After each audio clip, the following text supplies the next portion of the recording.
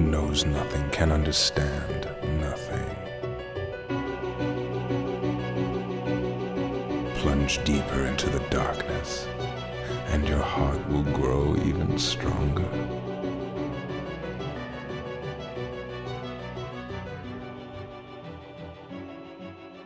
Good tidings, everybody, and welcome to the Ansem Report podcast.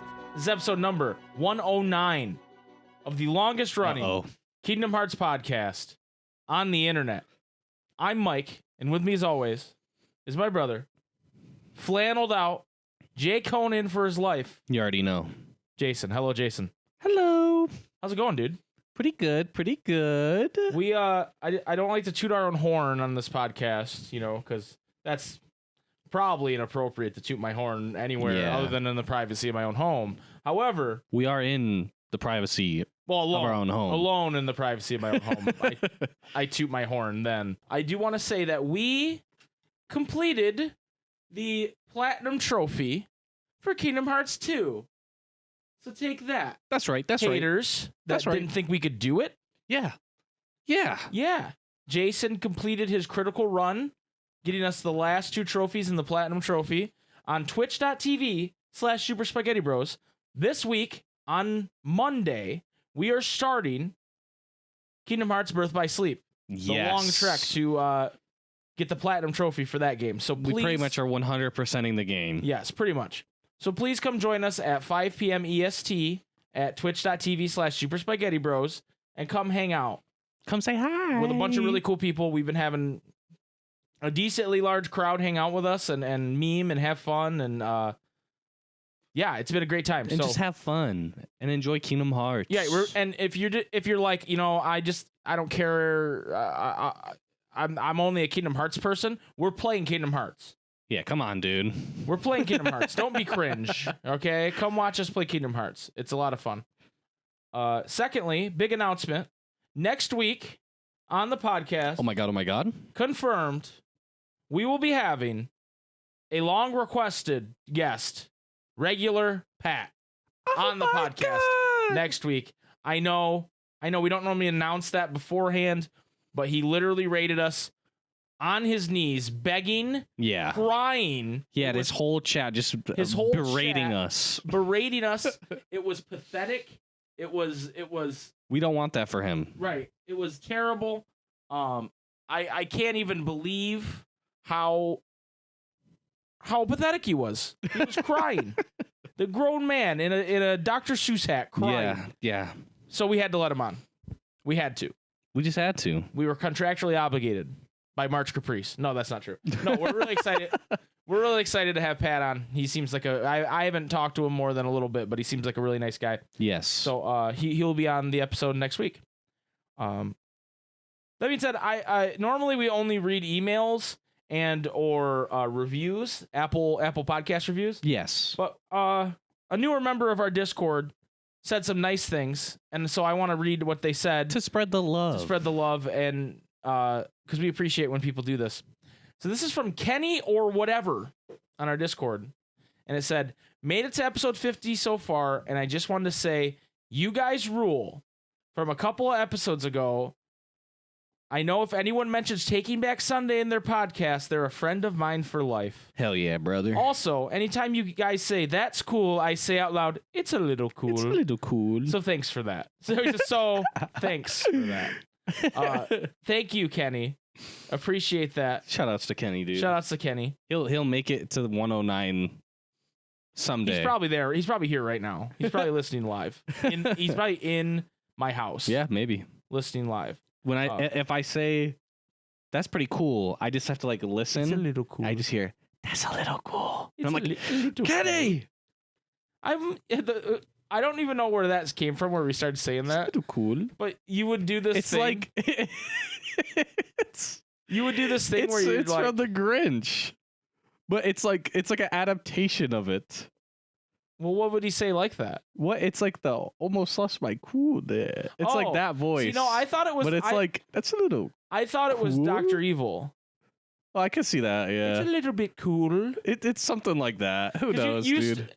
Used to say like cool. it's used to like you'd say like three things like, oh, it's really awesome, and I really like it, and it's a little bit cool. Like, you used to say it like that. It's so stupid. Anyway, thank you to Kenny for the nice words, and I hope you get caught up soon so you can hear this, and then you can post and have a great day. day. Oh my gosh, you guys talked about me. Ha ha. Love you, buddy. Ha. Thank you, Kenny. That was kind of cool. It was a little cool. Also, before I forget, thank you so much to Aba for coming on the podcast last week. Yes. I think it was a banger. It was a great episode. We're sorry we didn't hear you say Zemnis's titties. Yeah. Because we would have laughed about it. I would have laughed for sure.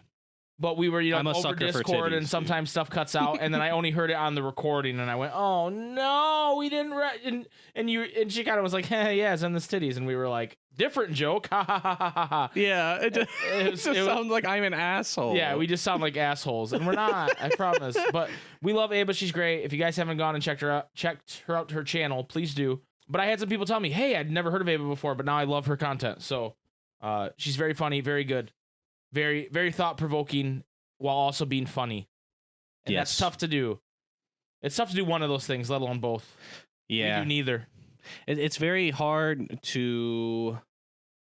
Because a lot of times, when people are have a serious argument, they're not even necessarily an argument, but like a serious stance on something.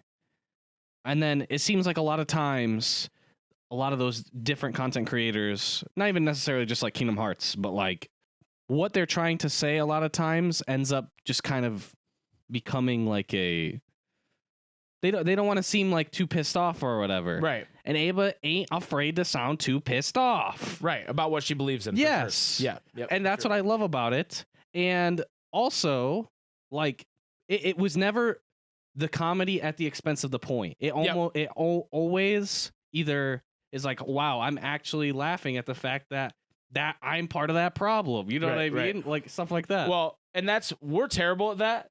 We're absolutely terrible. Like, oh, yeah. We will make jokes at the expense of either of ours or our own points. Yes. Constantly. We constantly put each other and ourselves down. But the good news is, like, I don't know that, like, we're the advocates to argue for Kyrie or a character like that in that moment anyway, right? We're pretty deplorable.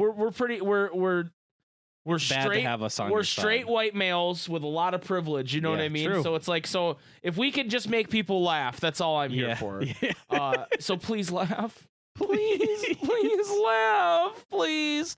But Aba, we love you. Thank you for coming on. We're gonna have Aba on again soon. She was a delight, and is it just amazes me. And there's no limit to how nice people in the Kingdom Hearts community can be. We get a bad rap sometimes because, there's like those trog people out there. But like every person I've met in the community that has either been on the show or I've just interacted with on Twitch or whatever has just been so nice. Yeah. So besides me. Yeah, we're probably the most trog people we've met. I'm pretty toxic. Jason can be toxic. He can be very toxic. Yes. Speaking of toxic, actually, this isn't toxic at all, but that's just my segue for right now. Speaking of toxic. Whoa. Dark Road. No, not Dark Road at all. Oh, I thought we were transitioning to Dark Road. No. Do you think we're actually going to do Dark Road, dude? Come on. Yeah, true. So, I don't know if you guys remember, we did a segment for a while called Character Files.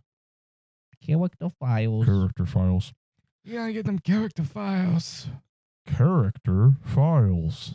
Yes, well, we good to get some character files.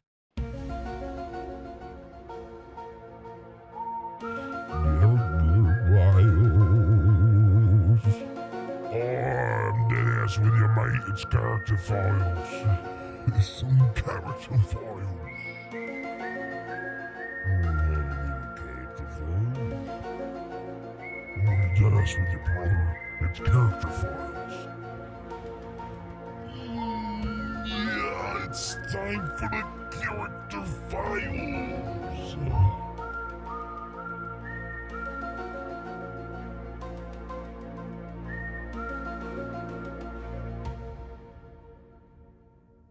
Anyway, we're not doing that segment right now, even though I'm probably going to play the whole bit because that's really funny to me. But Dark Horse Books is set to publish Kingdom Hearts Character Files in the West on October 19th, 2021. So basically, we were reading translations from that book for our Character Files. Yeah. Now the whole thing is going to be translated and brought to America. You can pre-order it right now on Amazon for $44.99, which is pretty standard for a big old book like this. I've heard in some regions it is sold out, but if it is sold out in your region, just give it some time. I'm sure we'll come back. I'm sure we'll come back. If they sell it out, they will definitely print more. Like, yeah, that's crazy not to. I'm gonna probably buy a copy of this just because I think it's cool. Yeah, I think everybody that is interested should, because if we don't buy this kind of stuff, it doesn't come. You know what I mean? Like, if you don't buy the Ultimanias and you don't buy the things like this, then they don't translate it. You know what I mean? Then they go, this ain't worth it to us, right? So, but anyway, if that's something that interests you, please check it out. Maybe once I get my copy in October, we'll bring back the Character Files. Oh yeah. Character Files. Do, do, do, do, do. I mean, I guess I can open Dark Road and see if there's anything worth. I haven't opened it in a few days.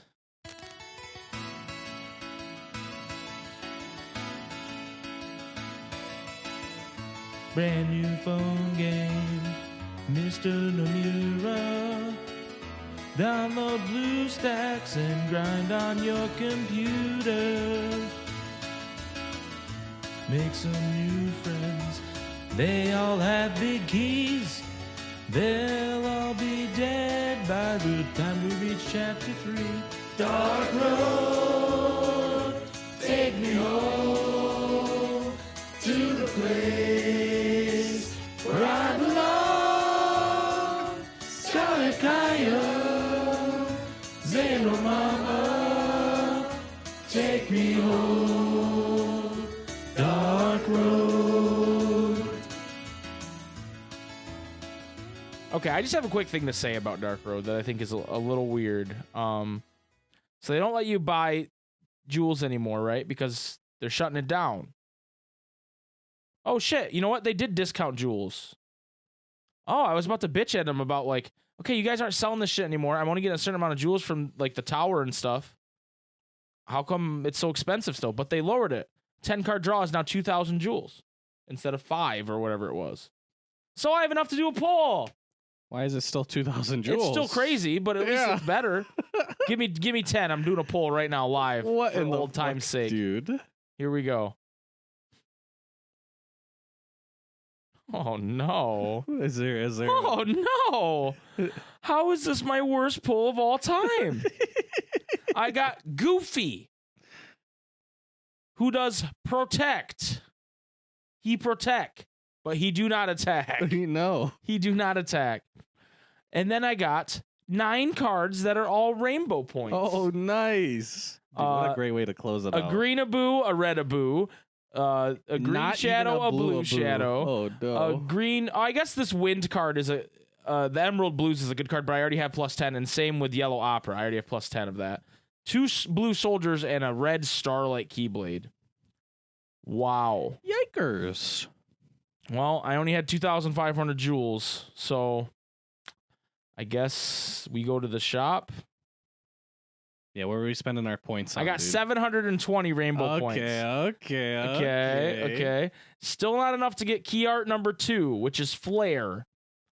Which, one card only has a power of 18. So... What in the fuck? Why? Why is that super overpriced?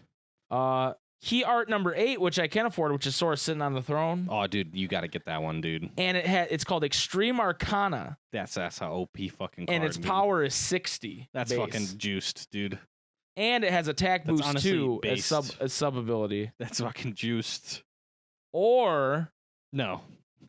for the same price, I could get the Sora and Riku KH3 card, which does Radiant Glory, which is a power 60 light attack. Is the Gay Blade on there or no? No, it's Send it back. That's the art. I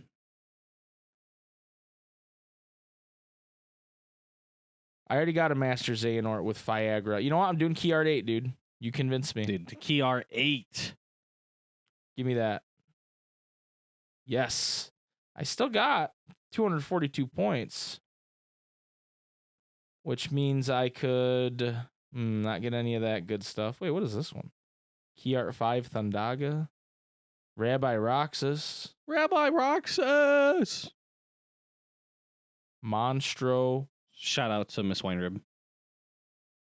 Shoutouts to Miss Winerib and Rabbi Roxas. Yes. Okay. So 242. I get Winnie the Pooh. Yeah. Ventus Aquaterra. Okay. Yeah, you know what? We're saving the points. We're going to see what happens with them. I got till May, right? Right. Yeah. All right. Yeah. Anyway, Jason, enough of this dog shit. It's time for a different kind of dog shit. The question of the week. How dare you? How dare you call the question of the week dog shit? So here's the thing. Last week, our question of the week was, what would be the characters' last names, right? And I made a comment about, man, y'all really did a lot of names, huh? Right? And people took that to mean I don't want long answers to the question of the week. And everybody just kept saying, man, you said you didn't want long answers, and then you picked this one, LOL. It's not even what I said, you freaks. I said, Orpheus Joshua did like 20 names, and they're Joshua is they're a like, menace. They're like, oh, pee-pee poopy, and Is a who's menace. you. Yeah. Okay, that's what I was saying. That Orpheus Joshua was a menace. Like turd, dude? Come on, dude. Turd. Alias Strong Wrist. Like, that's not, he doesn't even rhyme Like at that Evan point. Even, dude? Okay, that one's kind of good. Oh, Kyrie Wiry. Wyrie.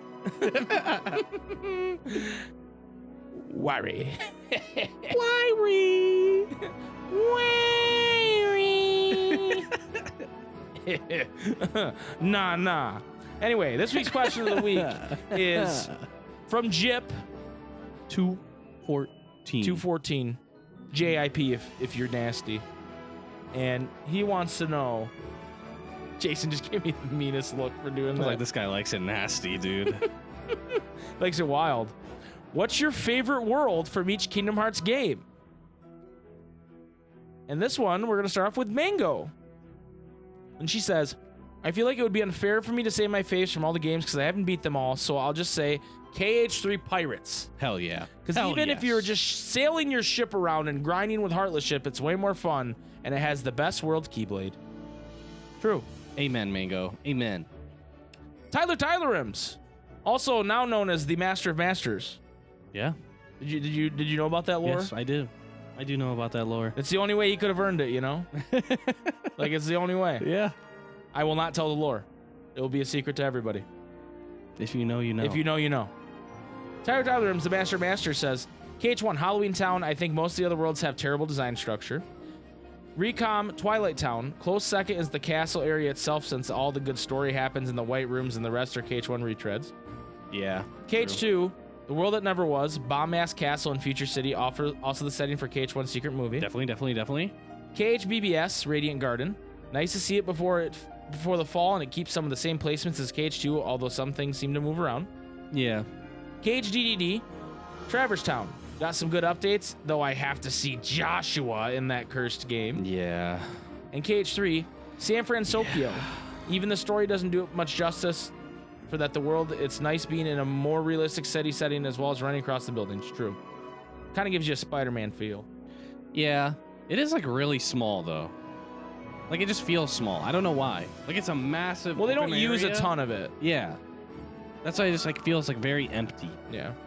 Sour Cream Sean says, KH1, Traverse Town. I love the layout of Traverse Town and the way it kind of evolves as a hub over the course of the game. Also, that field theme, though. True. KH2, Hollow Bastion, Radiant Garden. Similar to Traverse Town and KH1, I love how this world evolves and opens up further throughout the course of the game. Also, the 1,000 Heartless Battle and Demix making an appearance helps. Okay. Yeah. Demic stands, am I right? Okay. Like it? KHBBS. Here we go. Time for my controversial opinion. I'm known for them, so let's get into it. Disney Town. I don't love the mini games in Disney Town, and it's a very small world, but I love the areas that are available in it. I also really like the idea of how it works into the narrative with the 3 characters. Also, I'm the only person in the world who loves Mickey Mouse March. Yeah, you're absolutely clinically insane. KH3D. This game probably has my least favorite worlds in the series. If I could pick one, though, it'd probably be the world that never was, just because that's a very interesting world to explore with flow motion. Yeah, it's kind of cool running up the buildings, pretty much. Yeah. They kind of kill your flow motion in the castle, though, right? No, you can still like do like crazy shit. I remember like just like going up this fucking building by like you dash, jump, dash, jump, dash. Just being like on top of like a massive fucking building. Right. But there will be like sides of the building, like if you get up high enough where it won't let you flow motion anymore. Gotcha. KH3, Kingdom of Corona. I think this world gets some flack for being extremely linear and having a lot of weird cutscene moments, but I personally love the aesthetic of the world. You get a couple cool and different environments to explore, and I love the design of the actual kingdom area. I also think that this game is maybe one of the best in the series at making it seem like Sora has a connection to the inhabitants, and it does mainly through gameplay sections during the journey to kingdom. Also, the Keyblade's pretty poggers. I will say, Sean, it's because this is the only Kingdom Hearts game that has inhabitants. Yeah. Outside of cutscenes or reskins of Tidus. Yeah. True. And then he says, Kingdom Hearts Dark Road. That's right, baby. I'm including Dark Road. The game might be ending, but it'll live in my heart forever. There's not actually a ton to say about the worlds in Dark Road, but I think the look we get at Scarlet Kylum is very, very cool. Cool. He didn't say it like that, but I did. Oh man, y'all weren't kidding about long answers, huh? Mike doesn't like long answers. Mike doesn't like it when we actually answer the question of the week, Sage. I can't believe Mike says sage like that. Elks, Assemble Alternatively says, oh boy. KH1, End of the World. Don't get me wrong, Hollow Bastion and Travis are super good. However, nothing nails atmosphere like the End of the World does. The music is scary and intense. The Heartless are fucking bitches. Yeah. And the set pieces are super fucking It's amazing. It just sounded like they're fucking bitches. Yeah, they are. You like they're fucking. right? Like, no, you go into that one of those portals and you're in Winnie the Pooh world and there's a Heartless fucking a bitch. It's crazy.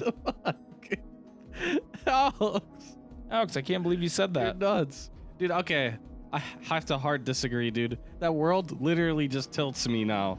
Like, that world is just tilt. It's just pain. Terrible answer. I think Alex. it's okay. I think it's okay. And you're saying they're fucking bitches in there, dude. Yeah, it's a little cringe. Recom. Castle Oblivion. ... Moving on. Dude, the Get white it? 'Cause rooms that's are the only cool. world. Dude, the white rooms are cool, dude.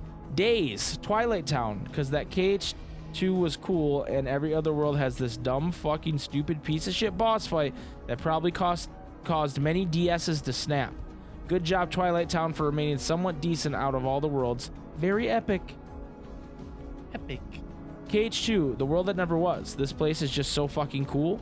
You got the memory skyscraper. You got the big castle. You got the Saigai hours.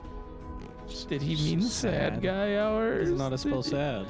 Oh, that's sage. You get the boss gauntlet, and most of all, you got Zemnis.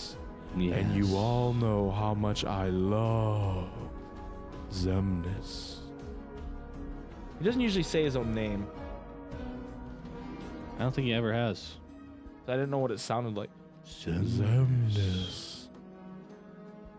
Hello, Zemnis. It's me, Zemnis. Yeah, it's a bit cursed. Yeah. BBS Radiant Garden. Such a cool place to see in all its former glory. The fountains are super cool. The town is cute. The castle looks cool. Braig is a man that exists. And Lee and Isa are there. Yeah. It's a ball in town. DDD, the world that never was. It's KH2's, but big dungeon and super cool buildings. The music definitely suits it better than KH2 did, and you fight 3 Norts there. It's pretty cool. I think underrated part of that world is like when he holds hands with Roxas and he like gets all the like painful memories. Yeah. That's an underrated scene. Underrated. You heard it here first. 0.2, Dark World, because it is a world that is dark. That is why it is called the Dark World. Okay, so when I say your guys' answers are too long for the question of the week, that's the dumb shit I'm talking about, okay? Yeah. Alex, I'm so sorry. Why is my grieving you so hard? Oh my god. Let him be him. You disgust me. Sorry, Alex, I had to do it. Cage 3, Keyblade Graveyard, the land where everything went to shit. The environment feels so eerie and claustrophobic with the labyrinths and keyblades stuck everywhere. Also, some damn good boss fights came from here too. Melody of Memory, this kind of counts, right? Destiny Islands, it's really cool to see them from different angles we were never supposed to see, especially when the world falls to darkness, and it's got some good music. Yeah, I like when you do the, what are they called, like the dark portals? Yeah. And you do that first one when the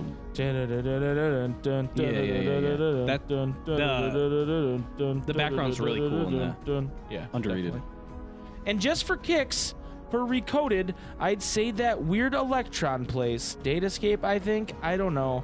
They never gave it a name. That Sora keeps going to, because no more bugs slaps. No more bugs. Dun, dun, dun, dun. So good. Zombie Man 42. Now this is the kind of question of the week answer I like to read. Listen to this.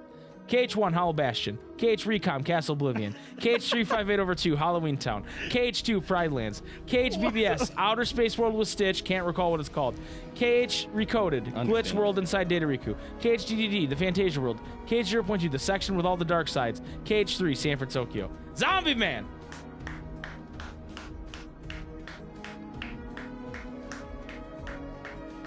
That's a one-person clap, dude. Zombie Man out here doing the Lord's work. That's what I like to see it. Dude, I like it when people say why they like it. I know. I'm just kidding. What But the fuck, dude? Burly Zombie Man, thank you. My man. My man, Zombie Man. The undead man who always hosts us, and we love him for it. True. Shout out to Zombie Man. Billy the Kid Lawrence says, "Mommy."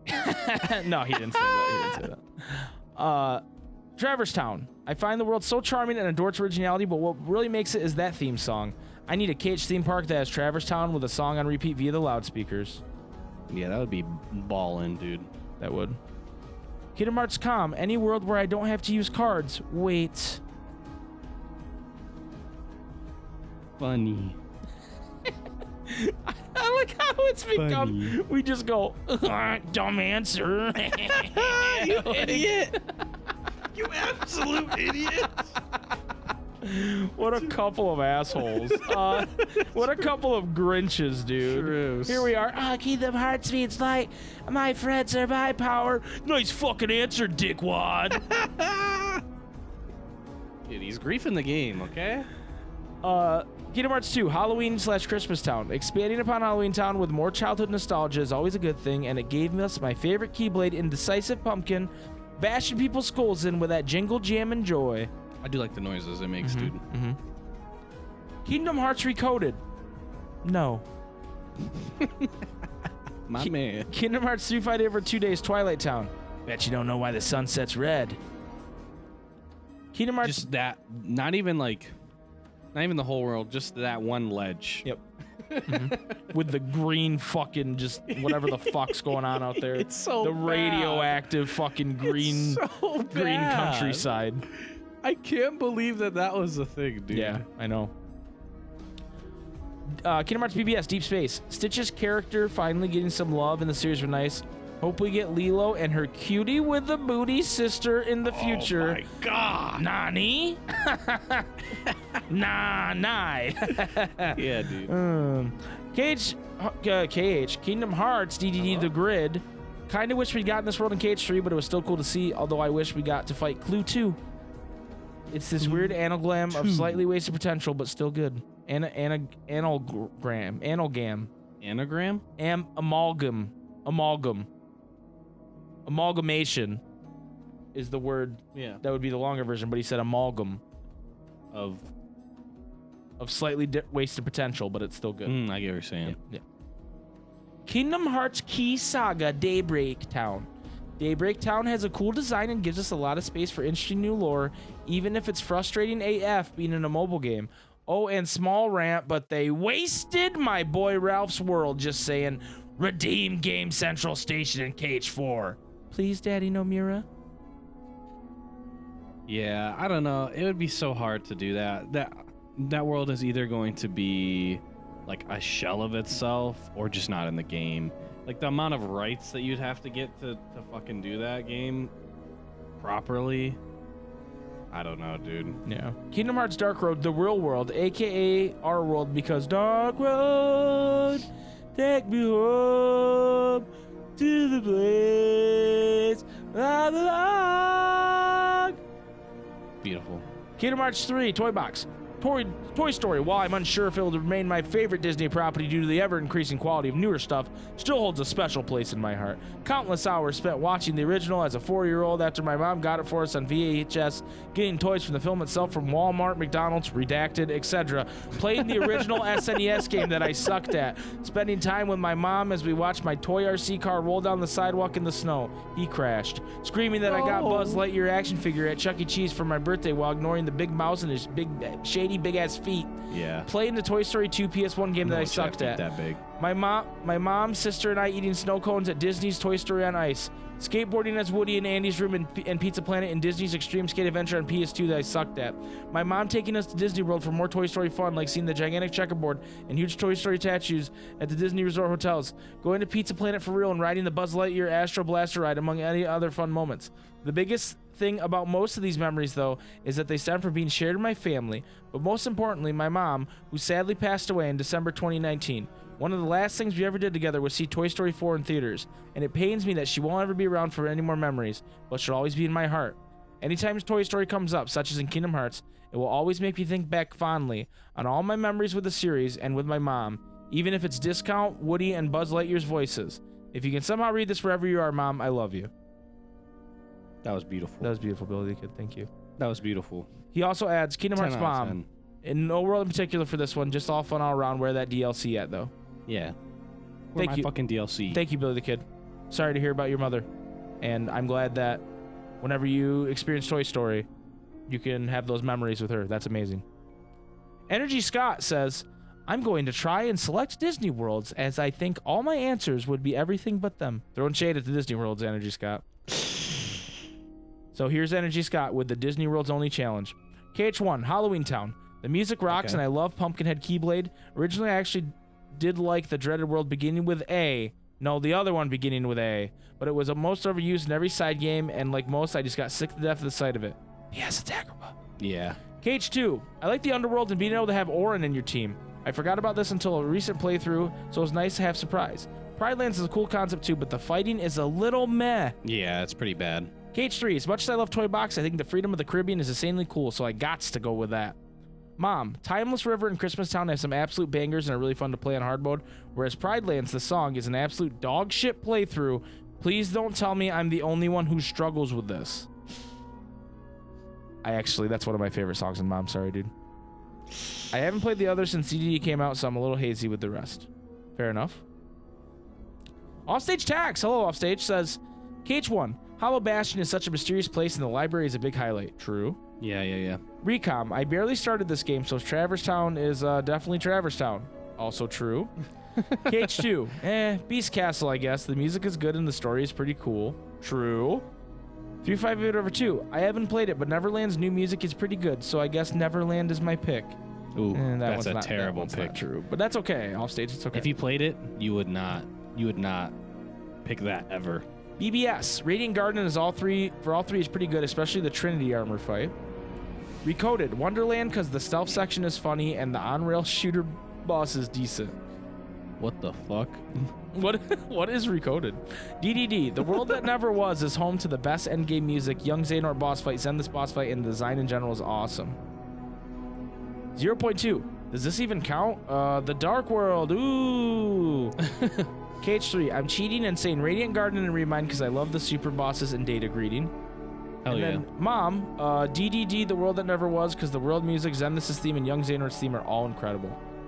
Yeah, I guess when I asked this question, I didn't think about, like, looking at Mom, like, what's the best level there? based on the songs that are there. That's an interesting thought, actually. Yeah.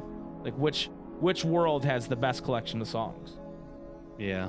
Shug says, KH1, H-Town, hot take, almost said Agrabah. Just love the music, aesthetic, boss fights, and Heartless. This is where the game starts getting more intense for me. Recom, pass. KH2, beyond the obvious ones, probably Beast Castle, particularly use of the different areas. Dungeon, ballroom, outer courtyard for Zaldan, etc. 358, pass. BBS, didn't like the most of these, but maybe Enchanted Dominion for music and personal nostalgia. Recoded, pass. DDD, really liked that they brought back Traverse Town and expanded on it. Yeah. And KH3, Pirates, I mean, come on. Hey, you can't beat it, dude. Can't beat it. It's too good. Original Dreamer 6 says, all right, here we go. This will be a long one. KH1, Traverse Town. The music is a fucking banger. The memory's crisp and hilarious, and it's where you met most of the Final Fantasy characters within the game. Yeah. Also, to add on to this, when I first played KH, I had no idea what Final Fantasy was, so I thought the Final Fantasy characters were KH characters. I was wrong. It's okay. You're not the only one, dude. Yeah, it's okay.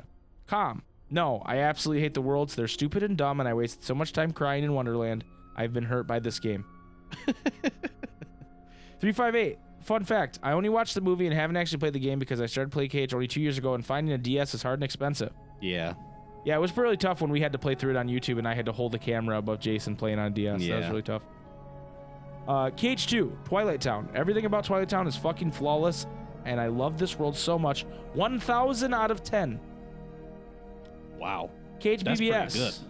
Land of Departure or two reoccurring worlds that pop in my head would be the Land of Dreams and Neverland. Honestly, I don't know why. Recoded. No. Yeah. KHDDD. Introducing the new and improved Traverse Town. Square, it's not improved. Look how they massacred my baby. But I still vibe with the absolute god of a world. Honorable mention, the Fantasia world.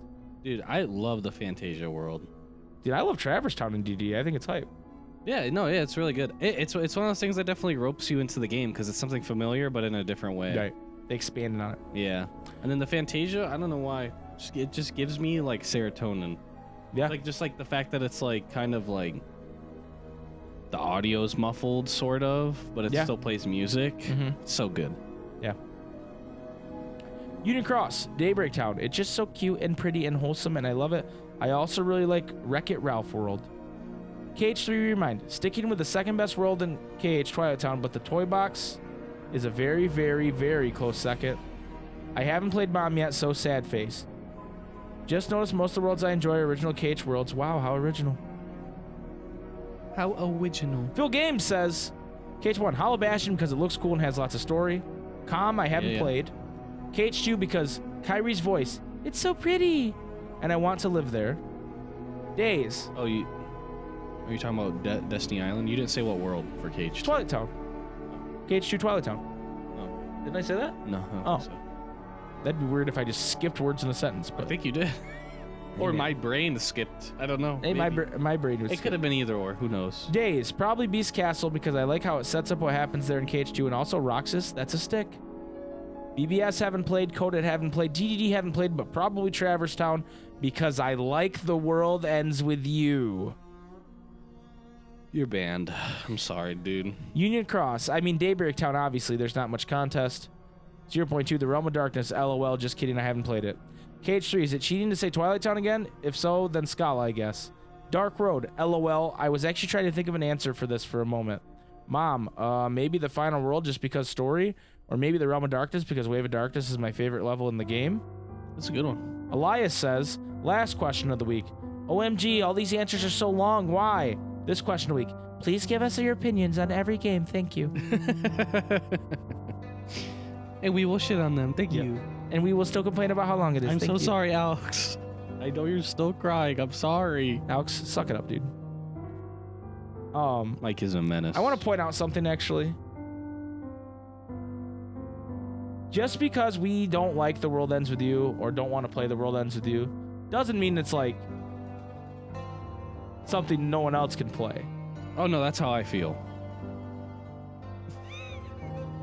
No, in all seriousness, because I've seen people say this in like different Discords and chats. Oh, you should, like, for example, again, I don't want to pick on Alex, but Tatsu was asking what game he should play next, and then in Tatsu's server, Elk said, You should play The World Ends With You to piss off the Spikes. I will be pissed. You won't really though. You're memeing. Like, I don't care what other people play. I just don't want to play it. I just won't watch it. Right.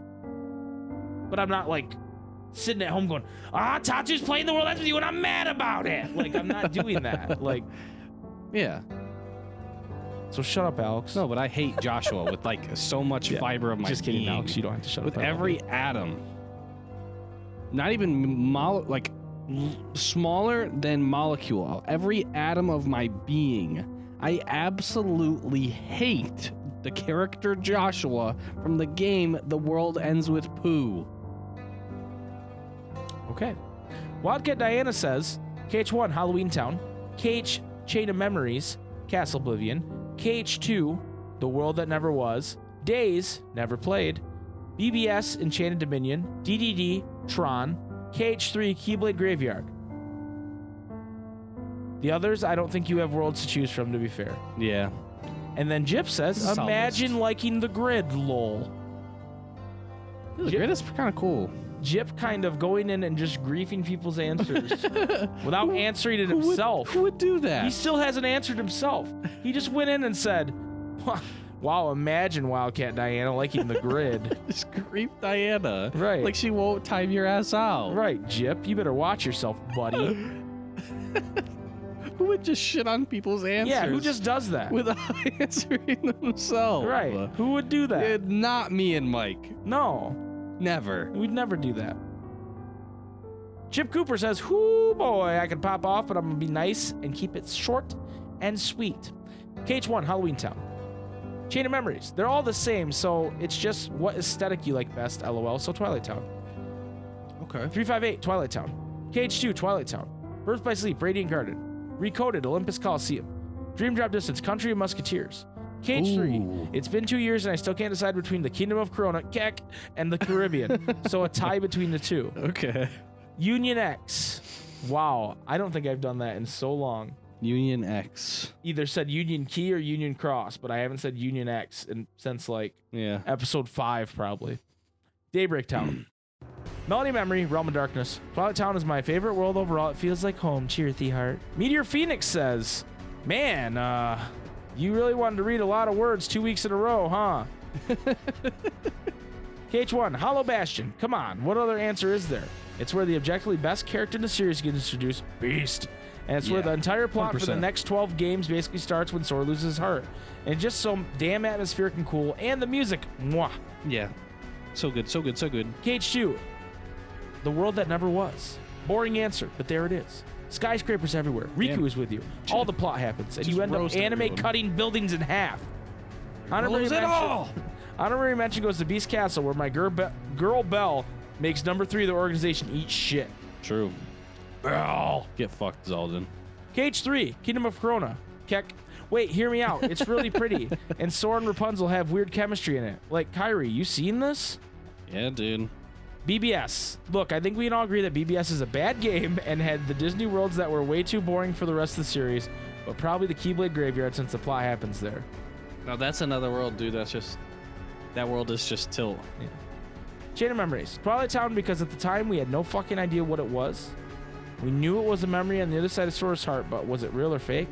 It was one of the first flags to see how bonkers this series would get after a relatively simple game like KH1.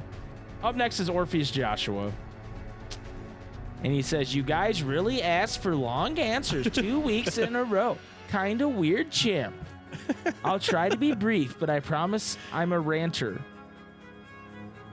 You don't have to read these, Mike. Okay, cool. What if I didn't read OJ's answer? How fucked up. Scroll. Just scroll. I did for a second. KH1, Hollow Bastion.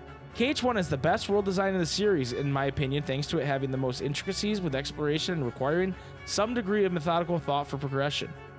Hollow Bastion is the apex of the design philosophy, also doubling as my favorite world in the entire series. It's orgasmic. It has everything I could ask for from a world. Incredibly haunting atmosphere due to the sinister tracks and dreary appearance. Simple but effective puzzles and enticing verticality. It also has some of the most adrenaline-pumping boss fights in the series today. Simply legendary. I feel like I'm reading a Noisy Pickle article right now. Noisy pickle. OJ busted out his vocab for this. Destiny Islands.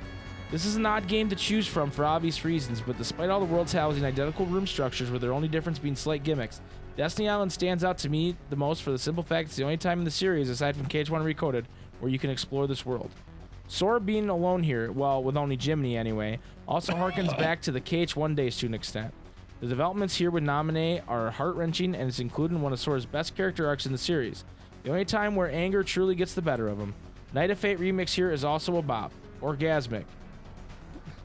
KH2. Twilight Town. I dislike most of the worlds in this game, to be honest. They feel very lifeless, linear, and boring on repeat playthroughs for me. Some would even say 0.2 has better world design. But Twilight Town is an exception. Would be wrong. Excellent hub. I added that part in, if you weren't sure. Amidst the most town-like vibe of the series, also makes me feel particularly nostalgic with some relaxing tunes. I was gonna say orgasmic, but Definitely orgasmic. well, I was trying to. I couldn't remember the word he says about music. Seduction music. Great seduction music. Great seduction music. 358 over 2 days. Agrabah. For those who have not played Days, while all the worlds are from prior games, a good chunk of them had added areas in this entry. My favorite incorporation of this is Agrabah, which added some ruins to explore. It has some cool explorative elements with required platforming, and has an interesting boss fight against Pete with Shion by your side. Its atmosphere reminds me of KH1's Cave of Wonders. Birth by Sleep. Keyblade Graveyard.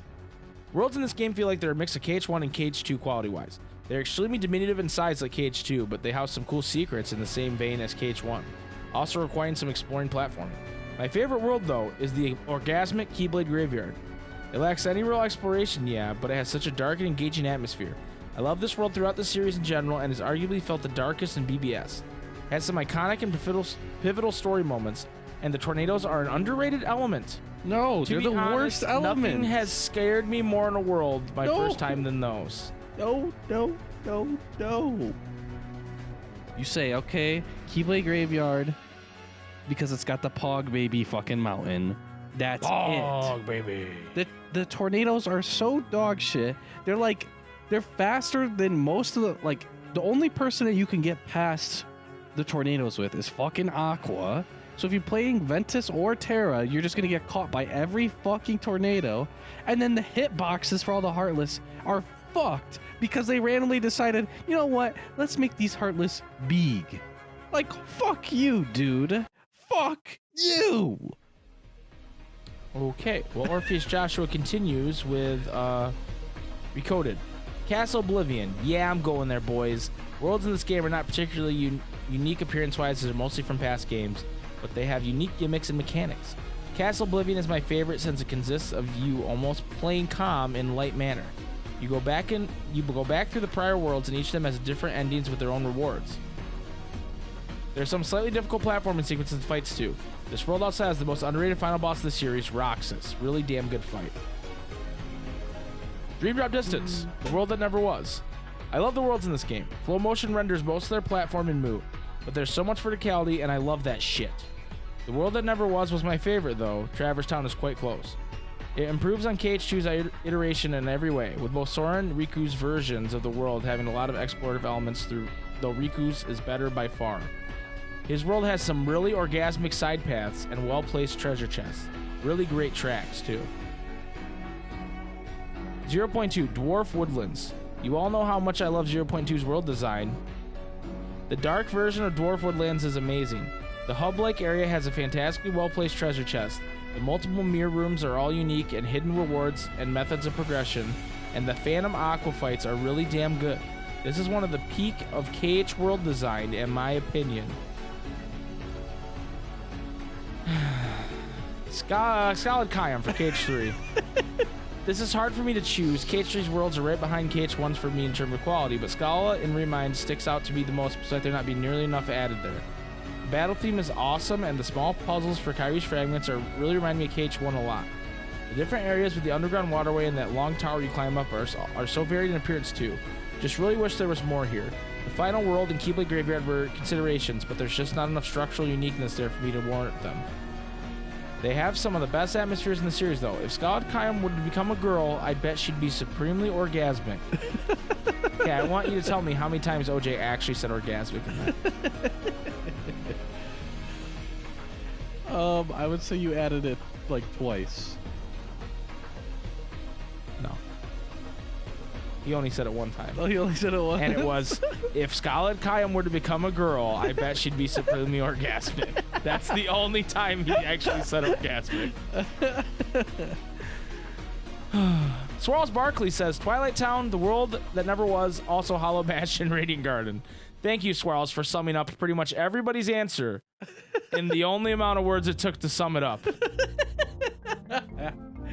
Oh my god. SB Cat says, all right, here we go. 0.2, I haven't gotten around to it yet, but whatever the general opinion is, I'll go with.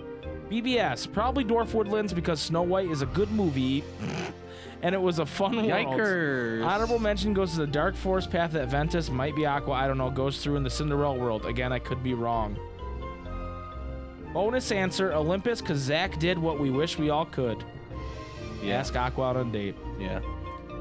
That's the real answer. Snow White is not a good movie, SB. Sorry, dude. Yeah, that's a terrible movie. KH1, Halloween Town. The Nightmare Before Christmas is my favorite movie of all time. Plus those sick costumes. Rechain, same. KH2, Timeless River. Steamboat Willie is my favorite iteration of Mickey Mouse, so being able to play there as a kid was awesome. DDD, Symphony of Sorcery. I actually really do not like DDD for many reasons, but I think the world designs are very empty and does not feel like a good time, except for this world and the world that never was. Hot take, IDK. KH3, Toy Story purely because I've been waiting for it for so long. Never played Coded and 358, so you fellas can pick my favorite for me. No, we won't. And if I had to pick one for Mom, it's Realm of Darkness because I grinded Wave of Darkness for my 100k kills. Thank we you, just have SB like Cat. a fucking like dartboard set up and we just blindly throw at it and it'll either say Twilight Town again or Radiant Garden. or Radiant Garden. Yeah, Just fucking, I'll tell you what. For Coded, your favorite is Twilight Town, and for 358, it's Radiant Garden. I don't even know if they go there. No, they don't. in either of those KH1, games. Hollow. Broondock says KH1, Hollow Bastion, favorite world in the entire series. Calm, Destiny Islands, nice music. True, it's orgasmic. KH2, Twilight Town. Days, also Twilight Town.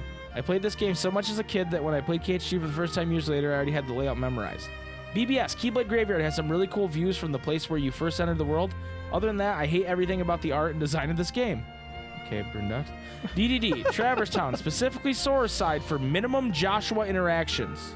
Yeah. Side note, if the world ends with you, Joshua, ever says orgasmic, I'm never gonna buy another Square Enix game. KH3, Keyblade Graveyard for the plot, Such Twilight specific Town, terms. HD 2.5 remix for the feels, and Corona, Keck, for wholesome Innerwood shenanigans. All right, we got two more, and we got the man himself, JIP 214. If you're nasty. I'm sorry, GAIP 214, who came up with this question. And he says, I'm going to force myself to stick to Disney Worlds because otherwise it'd just be Hub Worlds or Final Worlds. KH1, I really think the only Disney World I enjoy is the Coliseum. Only other ones are kind of meh in my opinion. I don't know why I said oh. But it's got the best level design in all of the Kingdom Hearts games. Go For It might be the best song in Mom besides No More Bugs, Don't At Me. It's pretty good. It's pretty good. KH2, I absolutely love Beast Castle. The world is so well made and gives me vibes of the movie. I also think the music is amazing. It does a good job of capturing the essence of the world without actually being music from the movie. Also, the Zaldin fight fucked me up as a kid. Such a good fight. It does have like really good presence because like the one that I remember the most in 358 is Beast Castle because you go into like different areas that you can't go to in KH2. And I don't know, just like the ambiance is just really good. Agreed. KH3, I absolutely love Toy Box. Spawning into Andy's room might have been the coolest moment from all the Disney Worlds. It just feels exactly like the movie, and getting able to explore it from the point of view of a toy is so cool. Also, Woody absolutely destroys young Xehanort, and I live for that moment. I really wish the battle theme for Toy Box was in Mom because it's such a good song. Dude, also the lookout. Look out! And then 5 seconds later, he fucking barrel rolls to save him. Yeah, that's pretty good. Roxas Oblivion, they, them, says, I feel like everyone says this when they first answer a question a week, but it's true, so long-time listener, first time answering one of these. Welcome. Welcome, Roxas welcome, Oblivion. welcome. KH1 Olympus Coliseum. I like this version of the Coliseum way better than in 2, and I have vivid memories as a kid of trying to beat Cerberus and dying over and over again because I didn't realize I could just visit Deep Jungle first to get Cure. It was such a good feeling when I was finally successful. I hate Cerberus, he sucks. Yeah. I identify with that a lot. Literally anything but Castle Oblivion here, since grinding on that final floor to level 99 for Riku to get the platinum was ridiculous and I never want to look at that floor again. KH2, does the Station of Awakening count as a world?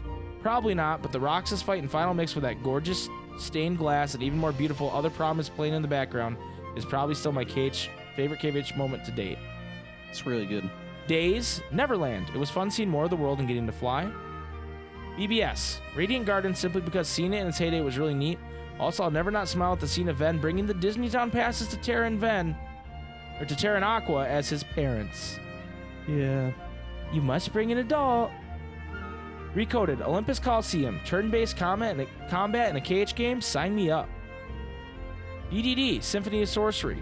As a musician and lover of Fantasia, it was really cool to go into those worlds and do really cool reality shifts involving music.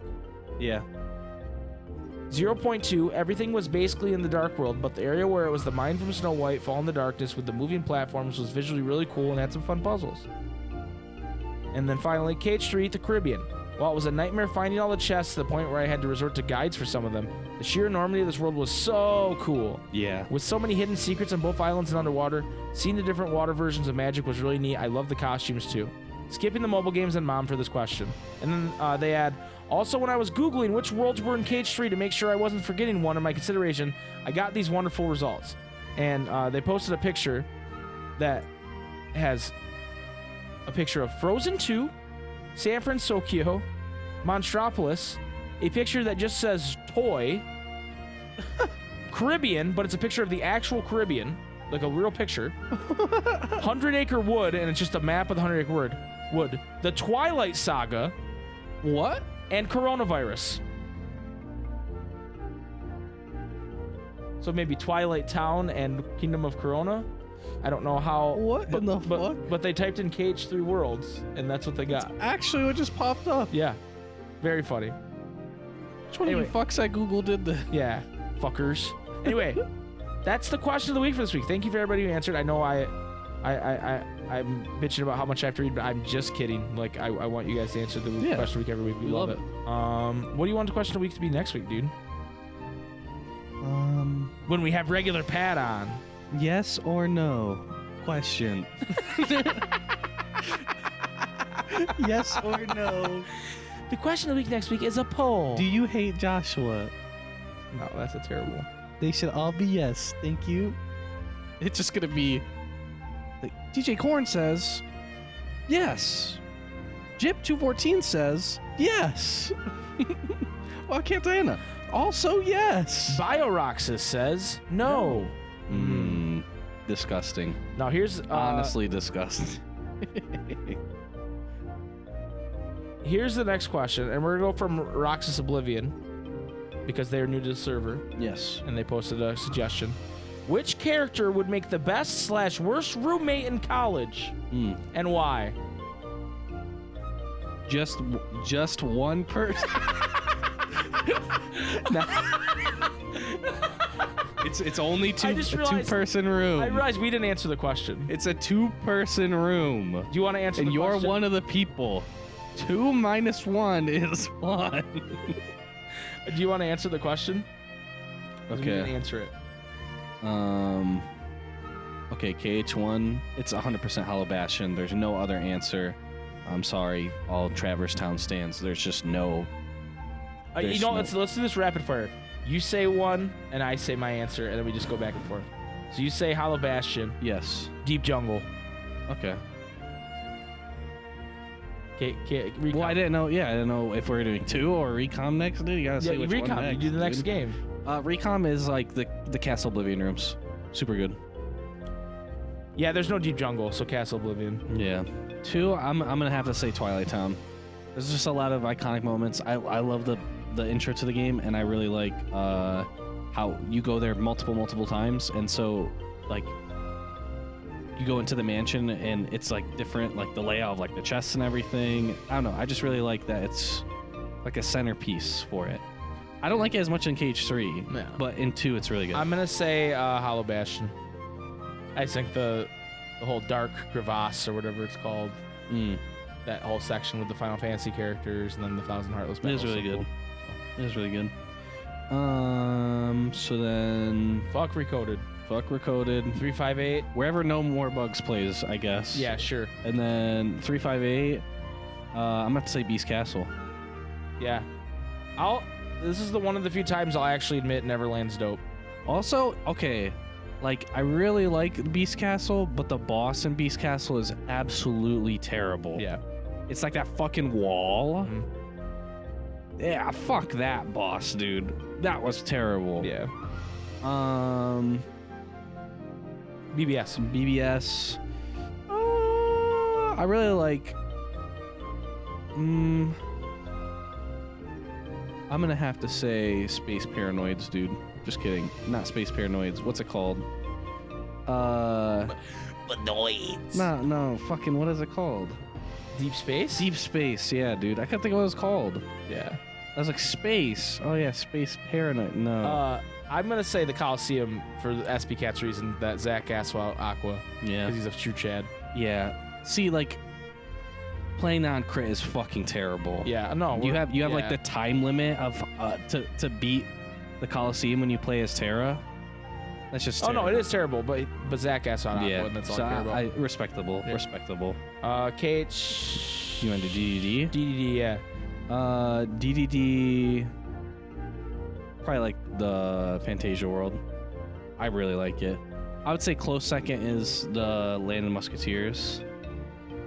Because a lot of times you have to grind there, because you have to kill those lions and shit. But also it has like the Fantasia world has like the little frog dude that you have to kill. Mhm. That shit's cool. Just all the music in general is just really good. I'm actually gonna say Prankster's Paradise, which is insane because I hate Pinocchio. That's disgusting. But I think that world actually is the most interesting to explore. Like, there's a lot of areas. There's the whole carnival area, and then there's that whole cave area where you go down. I like the cave area, but that's Yeah. it. I like that there's multiple parts to it. It's not just like a theme park. KH3. KH3, it's got to be Pirates. I'm gonna say Kingdom of Corona. Kick. I think Corona is just so short. I like it though. I like the feel of it. It's so short, and then you don't get her in your party anymore when you beat it. I still get Flynn though. I still get Eugene, dude. Yeah, but that's whack to me. That's fair. Fair. The Keyblade is really good though. Anyway, like we said, next week's question of the week. 0.2. Yeah, we're not fucking doing that. Best level design in the Yeah, dude. Imagine thinking that's the best level design. To reiterate, next week's question of the week is which character would make the best worst roommate in college and why, from Roxy's Oblivion. So thank you for that. We're going to take a short break, and when we come back, surprise, bitches, Damo's here. We're going to hang out with Damo279. You might know him from his YouTube channel, Damo279, where he talks about all kinds of Kingdom Hearts shit, including Union Cross. We're going to hang out with him when we come back, so we will be right back. Don't fucking leave. Hey, Alks, I said don't leave.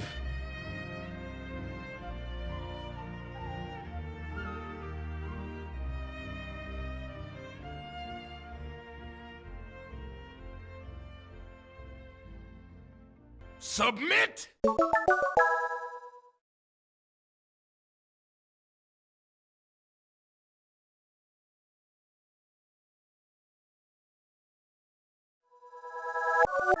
Welcome back to the Ansem Report podcast. Jason, with us is an absolute legend in the Who? Kingdom Hearts community. Oh, We already told you guys before the break. It's Damo279. Hello, Damo. Me. It's you. Hey guys. Hey. Oh yeah. Oh, dude, so good. So happy that we could get you on. We've missed you. We've missed you, and there's been a lot very of much. there's been some sadness in the community recently with everybody's joy. favorite mobile games. Yeah, and some Yeah. joy. About the same thing. About the same topic. Lots of Yeah. opinions on it. I will say, anytime anybody asks you about it when I'm around you, like in Twitch chat or whatever, you just say, I'm free. and I think they want the response out of you of, oh yeah, I'm very sad there's no more Union Cross, right? They're like, oh Damo, what are you gonna do now? And you just go, I'm free. Yeah, they don't know about the 85 alarms I've got on my phone at different parts of the week, being like, oh, I've got to boost logs at this time, and I've got to collect data at this point. I've got to do my dailies. Can't forget the dailies. You've got the login streak to come. Oh, Just like, I will never play another gacha game again, and I really hope I keep that promise. I just never again. dude, the last day it's up, you're just gonna clear all those alarms and you're just gonna smile. Really, I literally can't wait. Yeah. It's so insane. But like I get it, because like that's been a big like part of your content that you make for so long. It's like you can't not do it, you know? That's sort of the thing. Yeah, when like I said I did a video a while ago talking about like, yeah, okay, it's shutting down, and there were these people that were helping me collect data for, because I mean, I don't know. I should. God, I haven't talked to people in such a long time about making content. I had these people helping me collect numbers on basically how many people were playing the game. Because even back, 2.5 years ago now, I was like, Square must be looking over their shoulder at, other mobile games that are just raking in untold millions, going, cheers, I wish we could have a piece of that pie. And never quite managing to get there. So I always thought, like, all right, well, no, yeah, exactly. Yeah, you're right. I always sort of thought like, well, we'll collect the data and see, okay, this tactic worked for them, this tactic didn't work for them, and we can literally see, okay, they tried to introduce a new mechanic and players increased, or they dropped off, or whatever. And especially leading up to Kingdom Hearts 3, I was like, there has to be some sort of tie in then. I mean, obviously we didn't know the foretellers were going to show up back then, but I was like, there's no way in hell that we don't get some sort of reference back to Union Cross. And right. Sure enough, yeah, the population like ballooned up to the stratosphere. I think we had 250,000 people playing in the week that Kingdom Hearts 3 released. Wow. Jeez. Yeah. So I don't know. Like, again, I've got all these alarms set to collect that kind of data, and that'll be nice to not have to worry about that anymore. And I mean, if I was smart, I would have asked Water like 2 years ago, hey dude, can you just like make a bot? Like, yeah. That just does all this for me. He'd be like, yeah, it'll take 5 seconds, dude. Yeah. Don't worry about it. Yeah, he definitely could have done that for you, but we have the technology. You madman. What do you know what it was at, like before they announced the shutdown, like recently? Like how many what the player base was at? Okay, so it was sitting at around maybe like 30,000 in the last 3 weeks leading up to the announcement. Then they said, okay, it's shutting down, and it jumped up to a whole 33,000. Oh. And it has really fallen off a cliff since then. Like, even the tiny cliff that it was on was 26k the week after that. And I think it's dropping now. So, right. Yeah, there's really no one left that's still playing. Yeah, I mean, the moment that it was announced, I stopped playing Dark Road because... Yeah, so... I mean, I only was playing it for the podcast. It's not something I had super enjoyed. But yeah, I checked it today for our podcast. Just, is there anything new? And they did a tower, and they lowered the price of stuff, but it's still like 2,000 jewels to get 10 cards, and it's like, well, I'm not getting any more jewels. I can't even buy them. What's the point of having these cost anything at this point? Yeah. So it's weird, but I dropped off immediately. Yeah, Dark Road's funny because I guess they are going to bring it back. Which I want to do a video about this of like, yeah, no, it is coming back. Because I think when I talked about it in the 20-minute long video going like over everything, I was like, oh yeah, and Dark Road's coming back. Like that was like a final point at the end of the video. But yeah, it'll be like entirely offline, and I don't know if they're going to make it like an actual game that you need to grind when that comes back, or if it's just going to be a case of like, yeah, whatever, just here's the end of the story. Goodbye. Yeah, like, it'll be interesting to see. Fill out your album if you want, but like, who cares? Yeah, I can't imagine they're gonna like still have the gacha system in place when there's no gacha, right? That doesn't make any sense. No, they literally won't. Yeah. So so all offline, so all currencies basically except for BP are going away. Right. So when the game shuts down, you may as well spend all your jewels, draw tickets, whatever, like on May 30th, because I mean, they won't be coming back once the game revives. I've I don't know. In the long run, yeah, it probably makes more sense to spend them on Dark Road, but I kind of would like to finish up Union Cross with like 100% on the menu. So like, I'm sort of holding on to them for Union Cross still. And the problem is, you know how you've got 970 whatever quests in the story.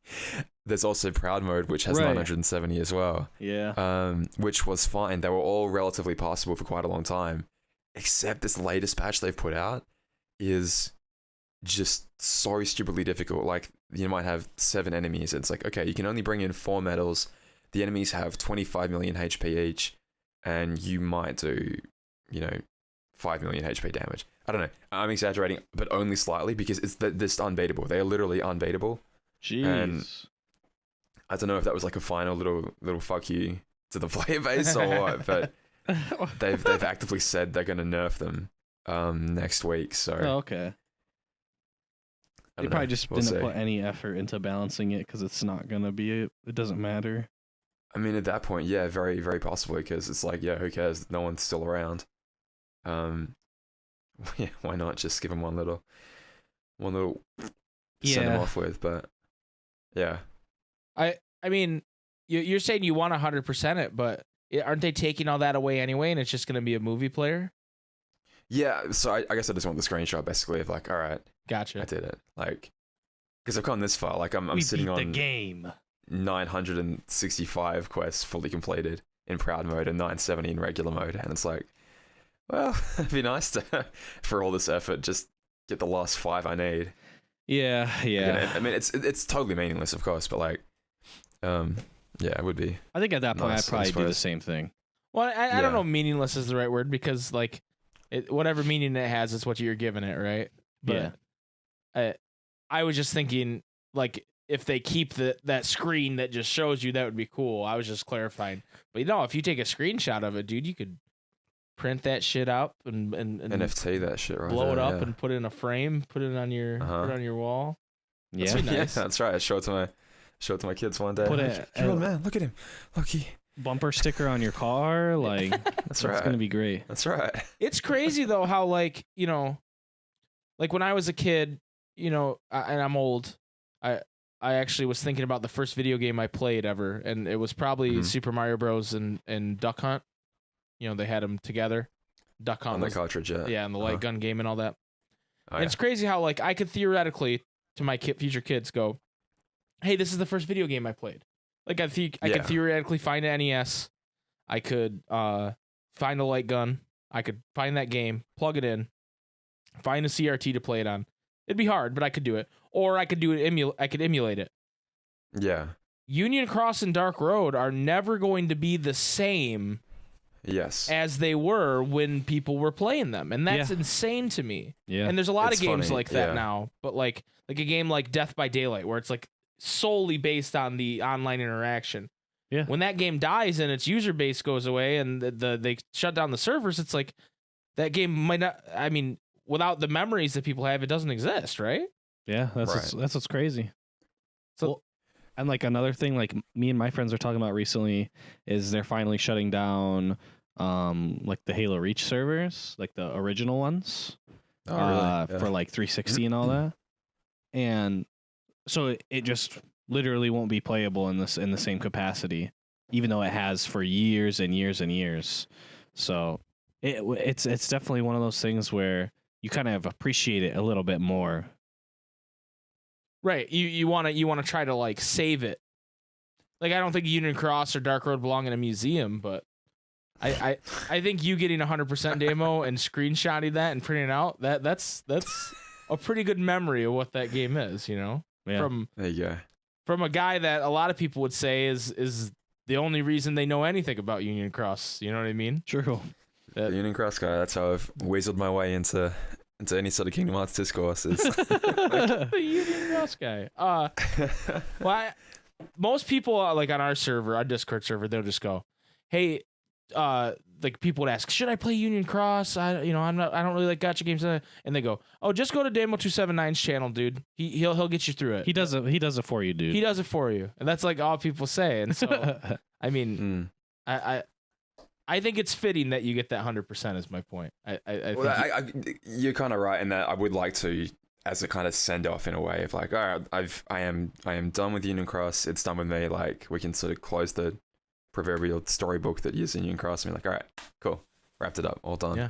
That would be nice. It would be a shame to like miss out by one quest. Be like, oh, stuck on 99%. Yeah, forever that would be such a tilter. when the service closed. Especially if it was because it's literally unbeatable. Even if you have every single medal in the game. Right now I pretty much do. Like you can get everything for essentially so cheap, but it is just unbeatable. Like I've got, so the keywords can get to level 60 right now. They can be boosted, whatever X amount, and all of mine are boosted to that amount. And you don't even come close to doing the damage you need. Like, it's literally unbeatable. Do you think they were planning on it going longer and having another power creep, and then they just changed the bosses back when they realized they weren't? They used to have these, like, monthly boosters you could unlock. And so that would be, like, another 10-ish% power. But even that, I don't think is enough. It would make sense to me that it's, part of the ongoing power creep that, like, you can't do it right now, but eventually you can do it. Even though... up till this point, you've always been able to beat the Proud Mode quests when they come out. Like, it's never been... If you have the best stuff at the time, you've been able to beat it. This is pretty far beyond the difficulty they've ever set before, if that makes sense. But maybe it was just like... Okay, so I always sort of thought with Union Cross that the story would finish, but the game itself would kind of just sit there as this, like, little vestigial attachment to Dark Road. So anyone could come along and play it at any point in time. Right. Like, Dark Road would be the only thing that received new content, but Union Cross would always be there. And then, maybe you get an anniversary medal every now and then for free, but, like, you're not really going to be charged so much for new content in that game. Like, they might just do the stock standard. Here's a Coliseum, here's whatever. But I guess they realized pretty quick that, Dark Road was not going to be bringing in any sort of income for them whatsoever. And sure as hell couldn't support the app on its own. So... Union Cross is finishing. We're just going to take the entire thing down. Do you think Dark Road ever stood a chance? I think in their mind they thought it might. I don't know. I don't know how though. There's so many things wrong with that game. Yeah. Like, and not just like, oh, it's a gacha, so it's fundamentally flawed. No, just But for it's not a game. gachas, it's a bad game. It's a bad gacha. Yeah, no. Because I get that they're going to emulate that AFK style, which I guess, based on the amount of bloody ads I get for AFK Arena, I'm assuming it's some sort of similar premise that must be doing relatively well given their advertising budget. Yeah, but like, just spending so much on advertising. Yeah. Yeah, but I mean, there's nothing here. I mean, as much as I have had it running pretty much non-stop for the last 6 months, like, there's a collective hour of cutscenes, and apart from that, you just watch a little dude fire off the same 10 attack animations at enemies that fire the same 2 animations back at you. It's like, there's nothing here for sure. Well, it seems like they thought they were trying to do interesting things with it. Like, I actually thought the tower stuff they were adding towards the end was pretty cool. Me too, but it's there's flawed. a fundamental flaw with it. Yeah, it's flawed because it's pay to win. Like, it's the most pay to win thing that exists in the game. It's so time based though. Like, that too. It launches at whatever, maybe it's 3 a.m. your time. I think it actually is 3 a.m. your time. Yeah, I think that's right. It's, the rankings are locked in within 45 minutes, if not earlier. Right. So if you want the top 10 spot, you need to be like, it's perfect for me because it comes out in 3 p.m. on a Monday, I think, and that right now works out well for me for the next couple months. So I'm like, cool, I'll just knock that out real quick. And 59th, I guess, in this month, looking at it now. Great for me, terrible for everyone else, and like that doesn't really like. I mean, if it was based on the time from okay, I'm gonna press start now, and then you go up and you get your rank 100, and it's like okay, that took you, 42 minutes and 8 seconds, whatever, and that is how it's ranked.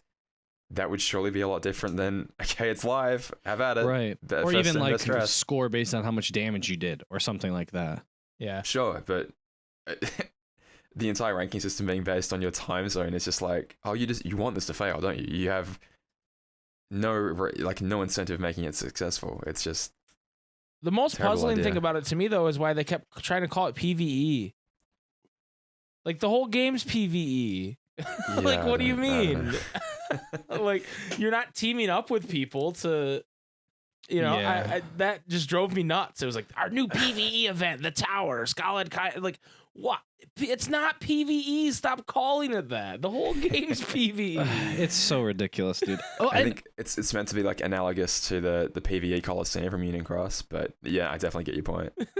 yeah, that's stupid. To me, what's most mind-boggling is like the team goes to Nomura and is like, "Hey, we think this would be a cool story to tell, and we want to make a game for it." And he's like, "Okay." And they bring, obviously, they would bring something that would be like, we're thinking of something like this, like some sort of either like storyboard or whatever.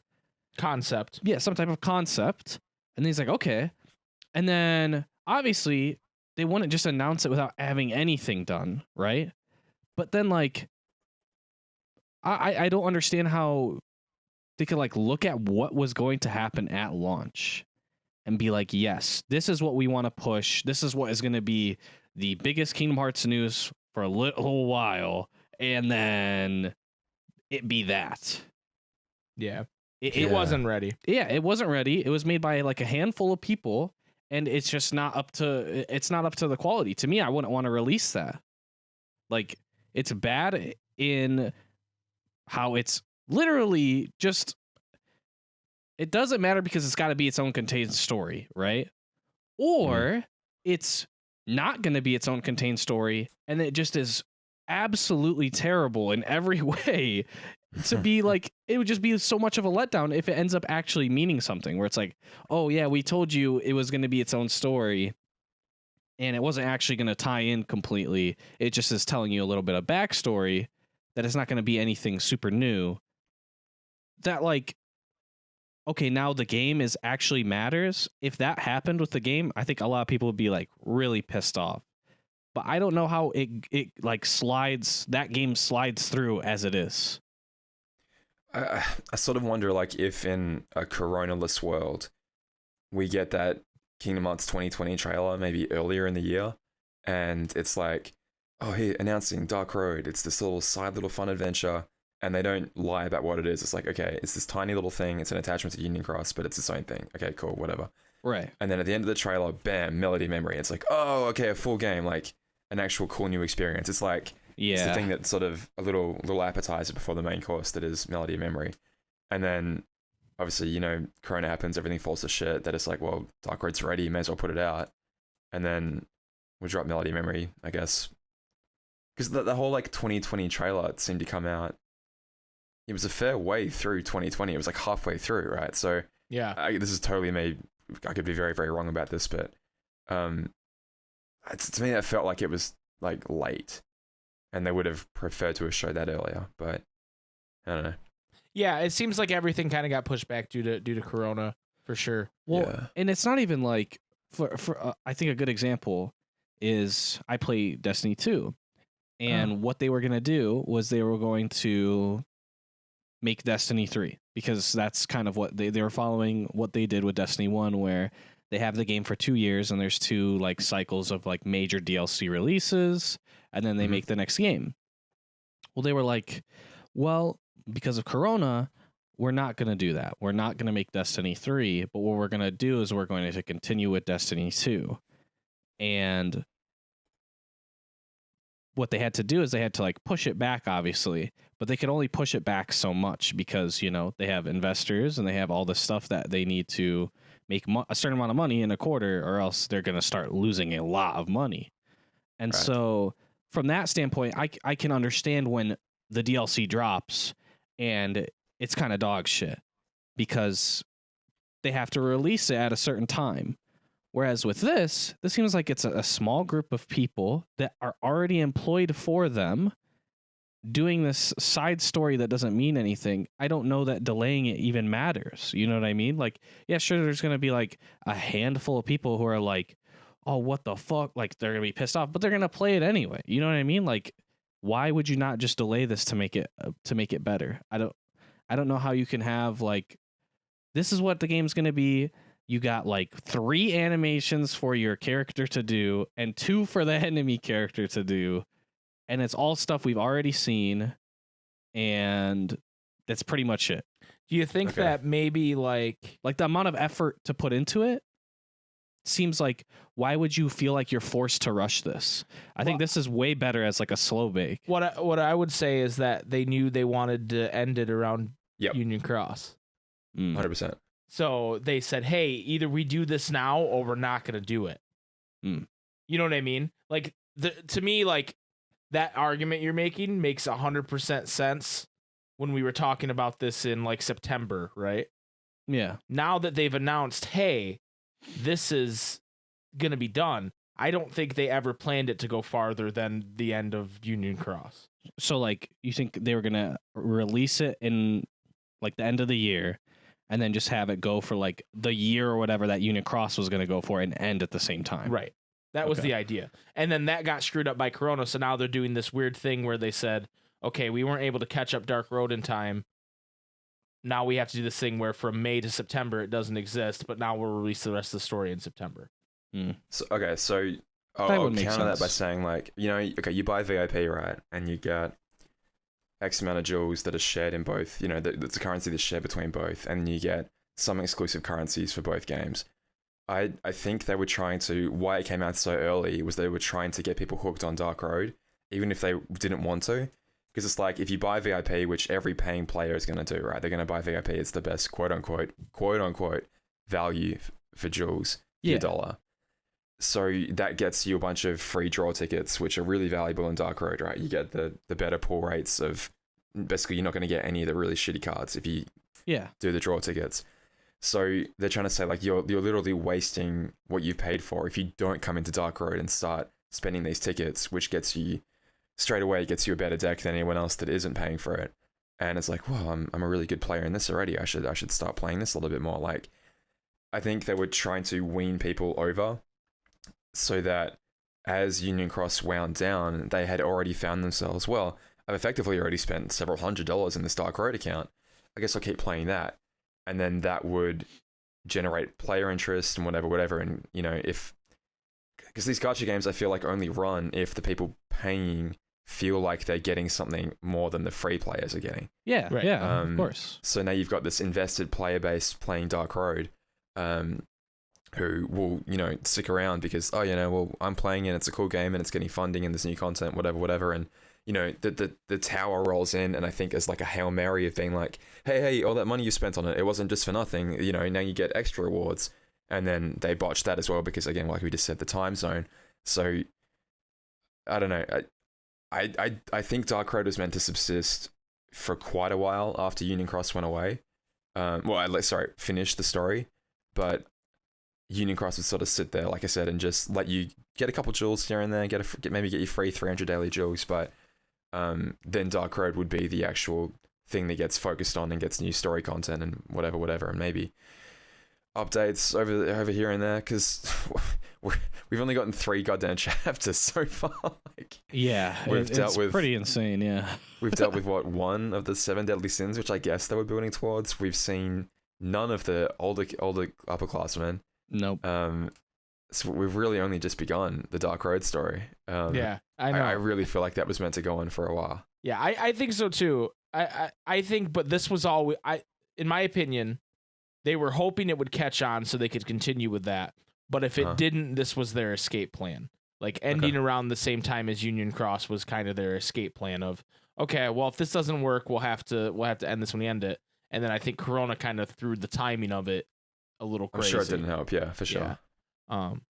But man, it's sad because, you know, that game had, like, when I played it, I didn't always hate it, you know?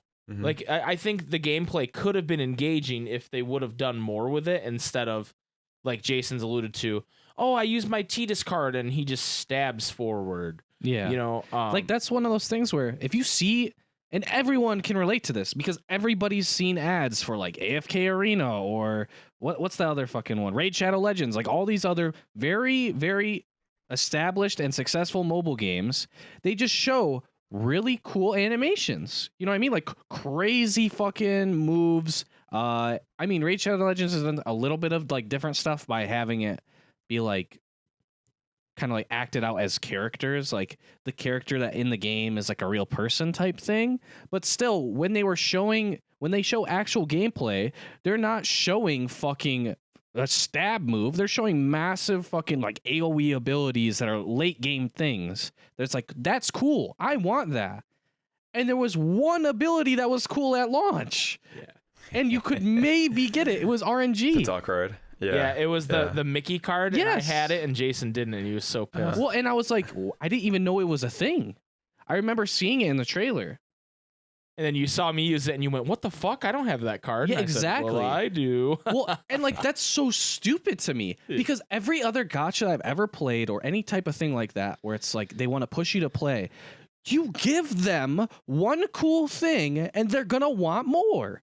Like if I got that card and then they were like, yo, here's another card. This card's fucking badass. It's gonna do this crazy fucking fire fucking like essentially like the Axel DM move, right? Like that shit would be fucking cool. But like obviously there was like no effort put into the shit. So it's like it really sucks. Like I want a cool Kingdom Hearts mobile game and I get the Tidus card and he fucking stabs. Like it's so ridiculous. I mean, Tidus, I get it being Tidus, but no, the Tidus was just the example I used. But there were like cards you get and you're like, wow, that's really lame. I got Goofy and he just casts Protect on me. You know, like Yeah.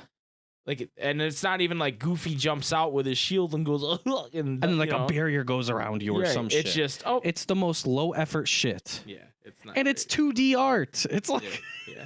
it's Which- not like you're the having to embarrassing render it thing in is, a, like, in a all 3D these space. animations have existed for like 8 years now at this point, like the initial ones, because this is all based off key anyway. Right. So, yeah, I don't know. Dark Road in particular seemed just very poorly thought out. We'll just slap it together, rush it out the door, and be like, oh, whatever. Yeah. If they want to play it, they'll play it. Hopefully, they'll make some money off it. One guy seemed to spend like $500 in every banner, and I just like shook my head, going, like, Right. okay, I mean, do whatever you want, but I mean, Yeah. there are always whales in these games, right? Yeah. That's what they want. They don't want the guy that spends $10 That's once a what's- month. They want that's the guys what's- that spend $500. In one sitting, you yeah. definitely don't want me, who's like, I'm gonna do it all for free, and then I'm gonna upload the cutscenes anyway. Right. and be I'm gonna like, tell And everybody I'm gonna make about it. and I'm gonna make money off. But like that's what's so ridiculous, bro, is they don't have cool end game shit. That's why people pay a lot of money to play Raid Shadow Legends or AFK Arena, because they have these crazy fucking abilities and shit that you're like, yo, I want that. That's cool. And then they No, it's 'cause also they have have brain damage. areas. They also have areas. Yeah, exactly. They do have brain damage, but also they have ways to like to show that off. You know what I mean? When you're playing in like either PvP arenas or you have like these like guild systems and stuff where you see. That's one thing that I thought was really cool in Union Cross is when I finally joined one and we're like doing raids and I see other people just fucking chunking the boss and I'm like, holy shit, like that's fucking cool. But I it's want like that.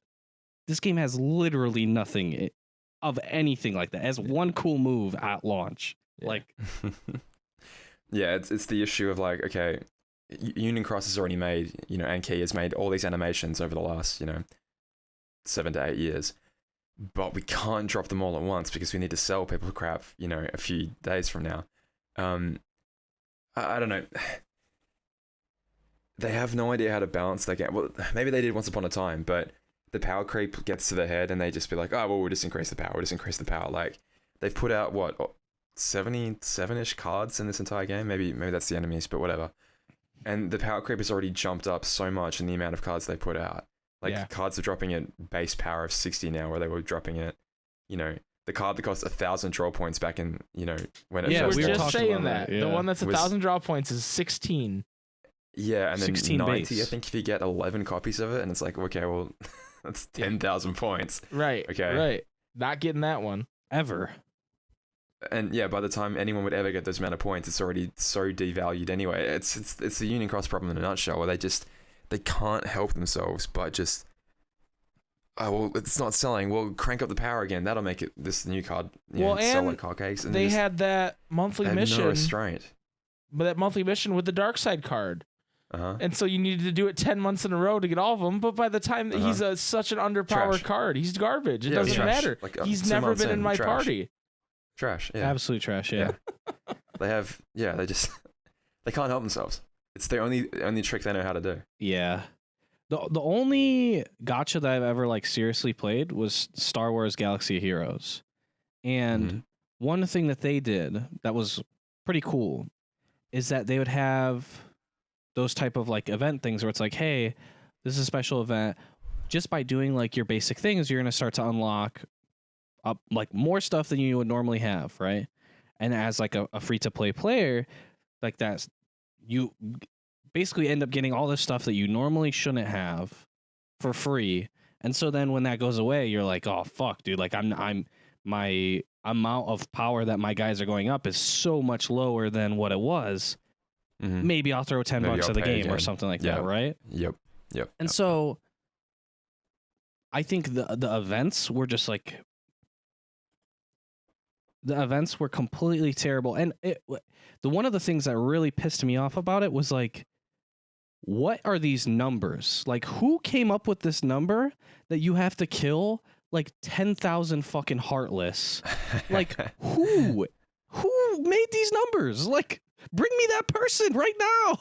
Like, it's like they've never played a gacha. It's so ridiculous. Yeah. Yeah, it became apparent like immediately that, oh, you're not meant to play this game. You're meant to put the phone down and walk away and just let it eat your battery. Like that was the entire purpose of it. It seemed to be like, okay. And take your phone hostage. Yeah, literally, because you couldn't do anything else at the same time. Like it wouldn't run as a background app. You had to have the damn thing open. It's like, and at the same time, that also took away interest from, because like, okay, if you had nothing to do in Union Cross, you would just do some raids, because like, why not? It's building up that lux. It's helping out me and the party as well. Like, okay, I'll just do some raids, whatever. But then I would have Dark Road open and I'd be like, well, I mean, shit, I'm not at the level cap yet. I need to hit that. So I guess I just won't play Union Cross. I'll play this instead. And then it was like taking players away from Union Cross who were actively playing a game and then training them to not play your other game by putting the phone down and walking away and be like, just walk away. Oh, I should go outside and do something else with my life. Like with this precious time I have left on this planet instead of watching a little key kid do the same animation over and over again. Like that's why I always was laughing. I was like, it's making you not play their own. They put a new mode in to drive you away from their own game. Like, what's happening? Like, well, in auto battle systems, it's just baffling. Auto battle systems, I think, are completely fine. You know what I mean? Like, in that Star Wars Galaxy of Heroes, the auto battle system is great because it will use your abilities and stuff, but it's not going to use them in like the best way possible, right? It'll still use them, and you can still get through a lot of like shitter material like very easily. But when you start to get to those the more difficult things, you're way more rewarded for actually playing the game and sitting down strategically doing these moves in these orders, right? Yeah. In Dark Road, you're like barely getting more DPS out when you actually play the game. Yeah. It's like maybe like 10 to 20% more damage. And like in a lot of situations, that's like not nearly enough. Yeah. No, and there should be no human error as well. Like I've definitely been like, all right, well, I'll play this card. Oh shit, my finger slipped. Okay, hit the wrong button anyway. Well, there goes all the benefit I got from actually playing myself for this 5 minutes. Like, oh shit, I used Blizzard and he's an ice enemy. Yeah. Yeah, exactly. And so that's one of my 10 attacks that I get in this recharge. And refresh, oh my god, can't they gone. just figure out on auto, if I just look at the screen and I see my cards refilling, that I can just tap it and make it go faster and not have to turn it off auto? Yeah. Oh, that drives me nuts. That drives me nuts. That's the worst gameplay I could ever conceive, dude. Insane. Damo, thank you for joining us for our where we just shit on Dark Road the whole time. Bitch on Dark Road? Yeah, no, anytime. Anytime.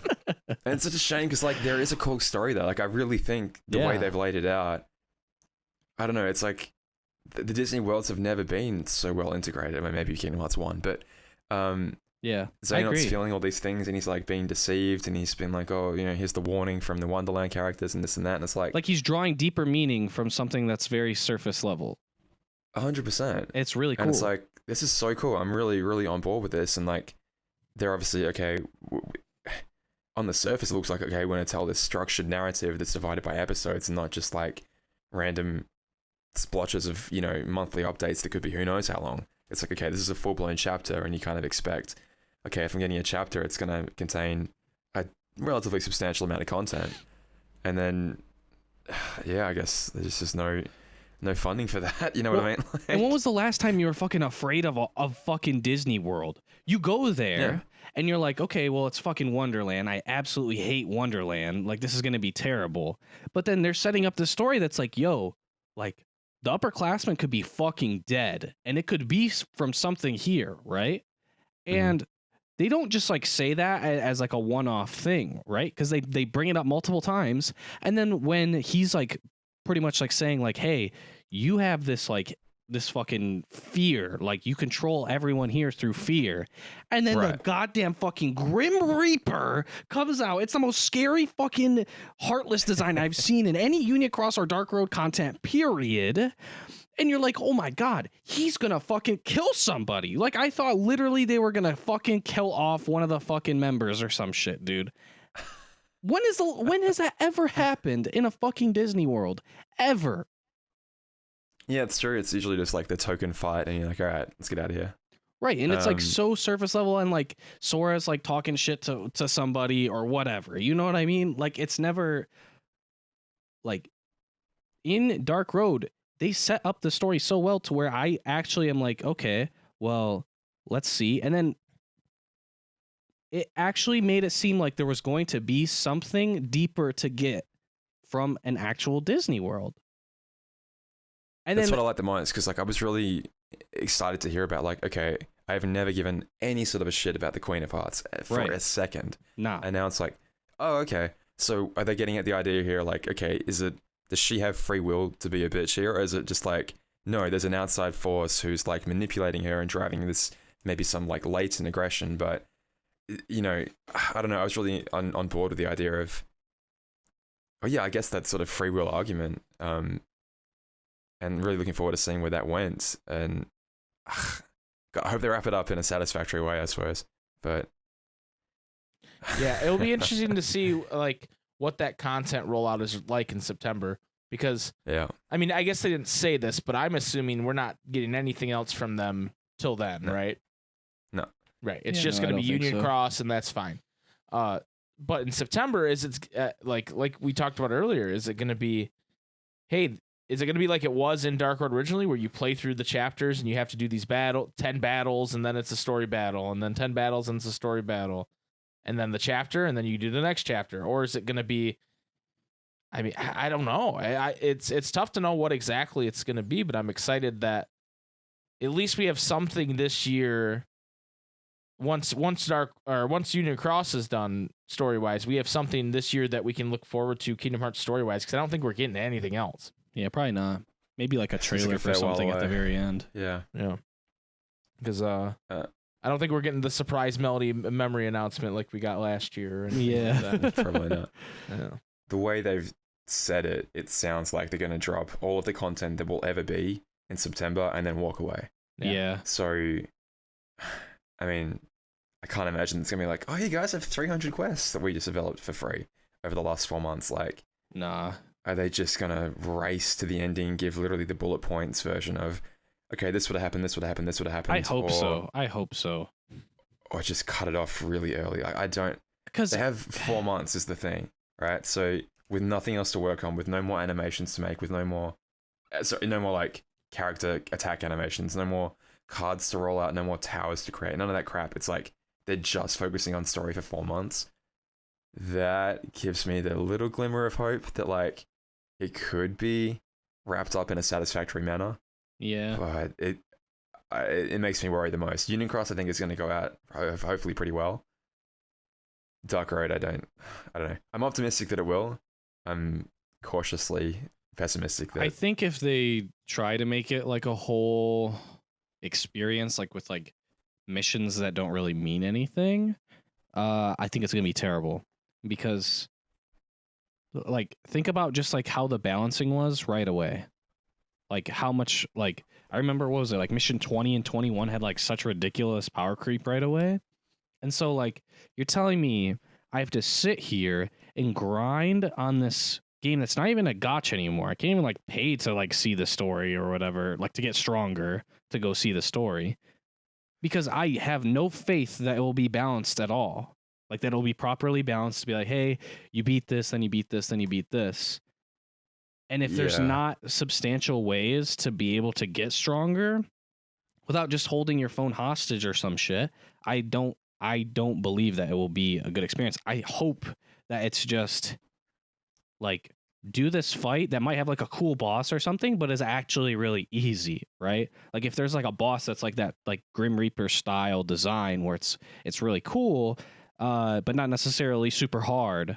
I still think that that's fine. I hope that they don't do like this thing where they're trying to like lay out an actual like, hey, you're getting stronger as you go throughout it, because I don't have any faith that it will actually be properly balanced. When I look at them designing this game, I think, okay, they're designing it for the people that are going to pay, and the main incentive is you get stronger through cards and you buy enough charms that you can leave your phone on overnight. Right. And grind infinitely, and that's your advantage over free-to-play players, I guess, is that you can be like, oh, I'm just going to buy 100 charms, and if I die, so what? I'm just going to burn them up. And with those charms, you can beat any content in the game, except for the ones that... the tower they introduced where you can't revive by charms, but that was the only thing in the entire game that you can't revive with, I'm pretty sure. Maybe one of the events. I don't know. So you can throw enough charms at any story problem to get through it.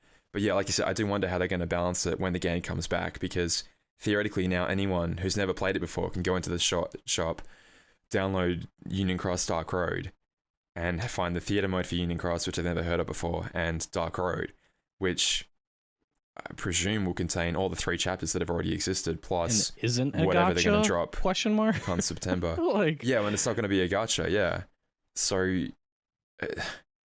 I guess they're going to have to like dramatically increase how much BP you get, especially at the start, because Christ, like, it's rough going at the start. Oh, definitely. That makes me wonder if they're not going to just rework the whole thing. Well, it's very possible that they will, yeah. I feel very confident that they will, yeah. Maybe we should speedrun Dark Road Demo. I do what I'm saying. Well, absolutely. I'm doing Union Cross before it goes down, for sure. I want to throw away 10 hours of my life for a joke. Why not? Hell yeah. No cutscene skipping. Yeah. And that's the problem, like how do you balance between someone who just picked the game up today and wants to see all the story content versus someone who's had their phone grinding for 6 months? Like how do you possibly balance that and make fair content? Like you can't. You just can't do it. I think anyone who's been doing the content currently should be able to easily breeze through everything. And then for sure, the people, like, this is how I could see them doing it, is like, okay, you beat this story mission that's like baby easy at the beginning, and you get like in the mission rewards is like this card, like this level 10 card or some shit, and this level 10 card and this level 10 card. Like you just unlock like the maximum versions of these cards as you go. There'll be a handful of free ones that will just get you through. Yeah, and then they could still have that thing where, oh, if you kill this many of this enemy, you get like this point or this card or whatever. But like, I think that should be like a side thing for people who want to do it. I don't think it should have to be done at all when the new story comes out. Yeah, so the way I rate it, it's like if you're going to bring it back as a game, it still has to be like, because or else you just bring it back as only a theater mode. So you have to have some kind of gaming elements to it, right, when you bring it back.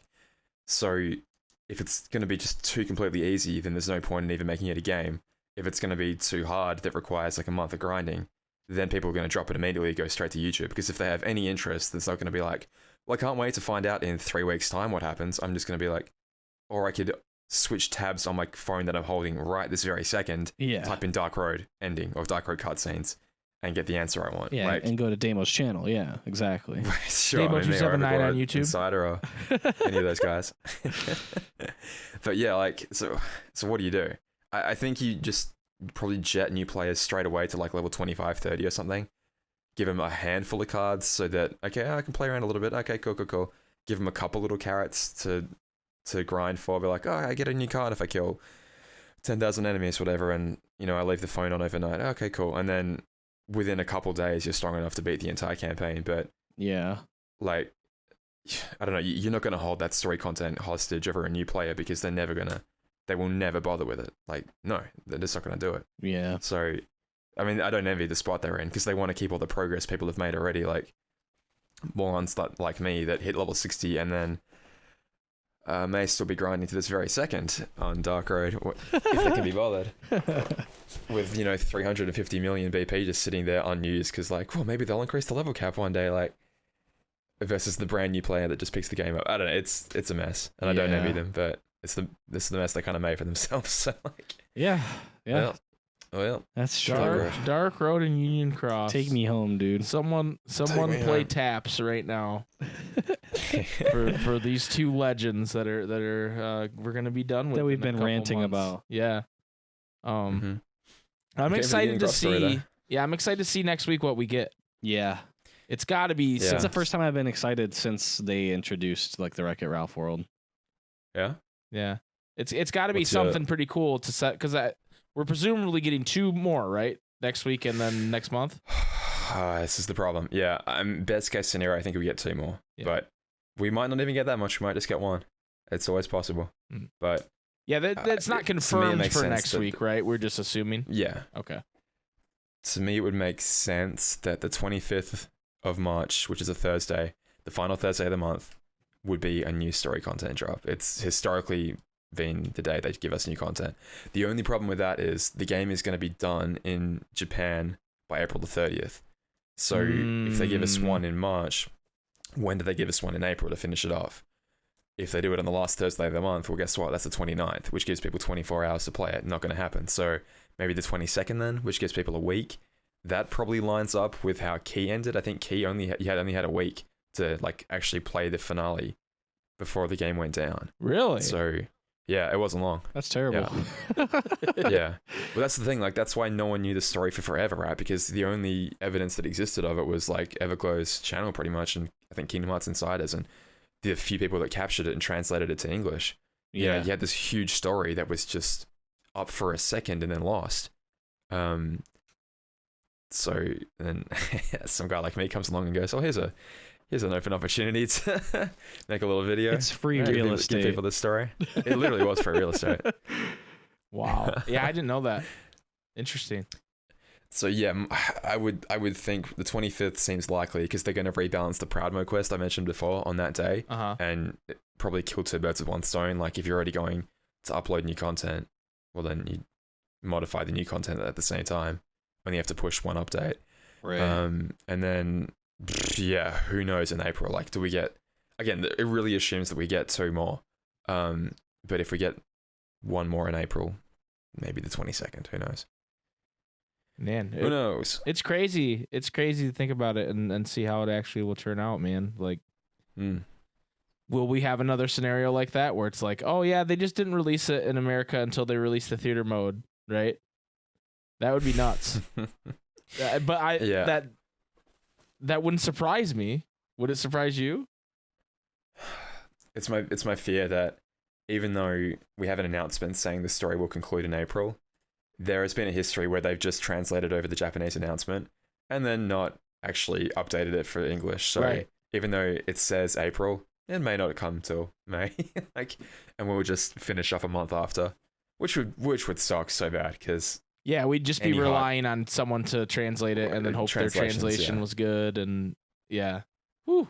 And I've bitched endlessly at the poor Twitter team. Like, please catch us up. Like, any impact the story has. And I'm definitely coming at this through a lens of like a fiend who wants to absorb all Kingdom Hearts content the second it comes out. But like, a 4-month wait is ridiculous to make people wait. It makes no sense whatsoever. I think it was as bad as 6 months once upon a time. But like, any hype that you have for this will be gone by then, right? Because like, we find out who Arena is. Well, okay, but now JP's moved on 4 months and they're getting new announcements as well. So like, yeah, it makes sense from like a game development standpoint when it comes to those things, where it's like, hey, we make this mobile game in-house. It's a gacha game, and normally these mobile games, the story doesn't mean anything. You know what I mean? So like, yeah, they already have like the groundwork for this already laid out through their other games that they've made, where like the City of Opera Omnia, Brave Exvius, like all this stuff, like these get updated months later, and it doesn't really matter because the timeline is still, hey, this I've comes out, played- and then a month later this comes out. Right? I've played hundreds of hours of the City Opera Omnia. I have no idea what the story is because I don't care. That's Right. not why I play it. Yeah, sure. That's not important. Yeah. Right. And like, does it matter to me that like the average person in Japan has like a way stronger team than me? No, because I don't have to interact with them at all. You know what I mean? So, like, And it's all relative anyway. Like your content is geared for the metal, Right. whatever the equipment you Right. have at the time is. Yeah. So it's not like I'm much weaker. I mean, you are. I guess you are, but your enemies aren't equivalently stronger. exactly. So who cares? Yeah. Yeah, and Union Cross though is It's unique in the unique way that it needs a story. in the way that people care about what the story is because it is tied Yeah. into the main games and But I think over the year, like what makes it really unacceptable to me is that like it's been years and years and years. Like you have to have come up with something. Like if your fan base is like saying, hey, please for like years, I think that's pretty tone deaf. And if you Because they would can't give come me up with hope, something, like- it's pretty disgusting. Initially, when the game first came out, right, it was 217 days behind. It was over 7 months behind, right? And eventually, over time, they would get a little bit like catch up a little bit, delay, and then we'd be dropping back to 7 months again, and then every now and then we get content on exactly the same day, and story content we get like little side adventures that would drop within hours of the JP version and the global version, fully translated, ready to go. It's like, so you obviously have the capability of doing this, and you just, for whatever reason, choose not to. We would drop down to like, okay, only 4 months behind, only 5 months behind, and then we get 3 updates in one hit, and we're like, holy crap, it's finally happening. And then we'd get dropped back again, and we'd be back to 6 months behind. It's like, oh my god, like why?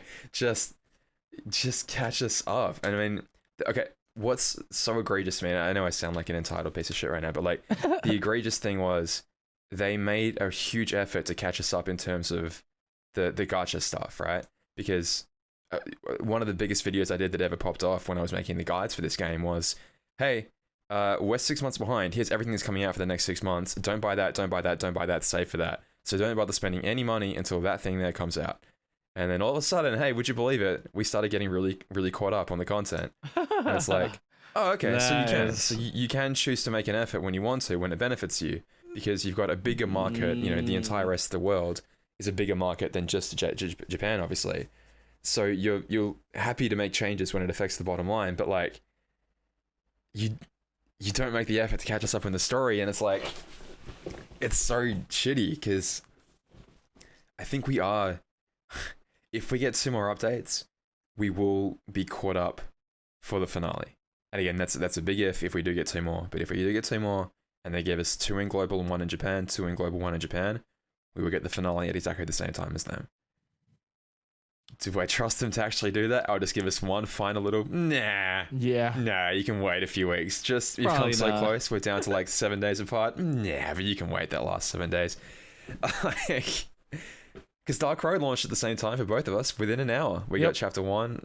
I don't know whatever happened in chapter 2. We had to wait a week there, but I assume that was because they just literally ran out of time. But they righted the ship again for chapter 3. Got it at the same time. So they obviously know the demand is there for it. Well, wasn't chapter 2 the one that had it went back to the old Union Cross style of the close-ups when they were talking? That was 3. That Yeah, was and 3. I think that's the It wasn't for compromise all of they had it. to It was make. for part of it. Yeah. Right, it was when Some of it, Tweedledee and yeah. Tweedledum were talking. Yeah. Yeah, Because I think that's the compromise. they of were like- obviously new characters, and they said, we don't want to animate them. Yeah. Well, to me, it's like, okay, they upload this patch. This patch, they have all of the patch notes and everything that they did saved as a shipped patch note, and that's what they're doing on the global version, but they're updating the language, right? But like, why would you not just keep uploading those patches? Like, you have them saved. Like, the only thing you're doing is changing the language. That's literally the only thing. And like, It used to drive go me- out of yeah, your sorry. way to remove, so like the patch notes, like the story and then what came out as far as like gacha or power creep, right? You're literally doing more work by only updating the gacha. So the patch when it drops isn't exactly the same. So every single patch is different now because you've changed what medals are out during this content, right? So like, why would you not just release the story and the fucking, like, it's the same patch. Just keep the patch the same. Because now you're doing patch 2 story with patch 5's fucking like medals or whatever, and then patch 3's story with patch 7's fucking medals. Like, it makes no sense. It literally makes no sense.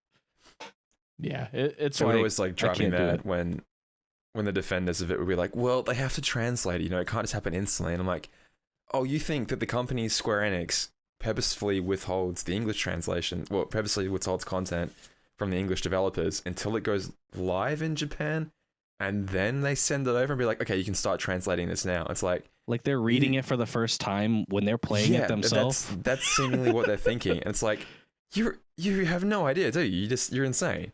As if the stuff that releases, like let's say the thing that drops next week, possibly, as if they were working on it up to its release. To the minute. Yeah. Right. Yeah. I mean, especially early on, that may well have been the case, but like, at the end of the day, it's like, it's the same assets, and all you're really doing is just running a translation over it, right? Like, and let's not act like it's like this like crazy fucking thing where, like, oh, well, you see what happened when they were talking to Clayton. It was really hard to fucking translate that shit, dude. Like, shut the fuck up. The Disney stuff is like inexcusable to me. That's like, oh my god, just get it out already. Like, we don't want to.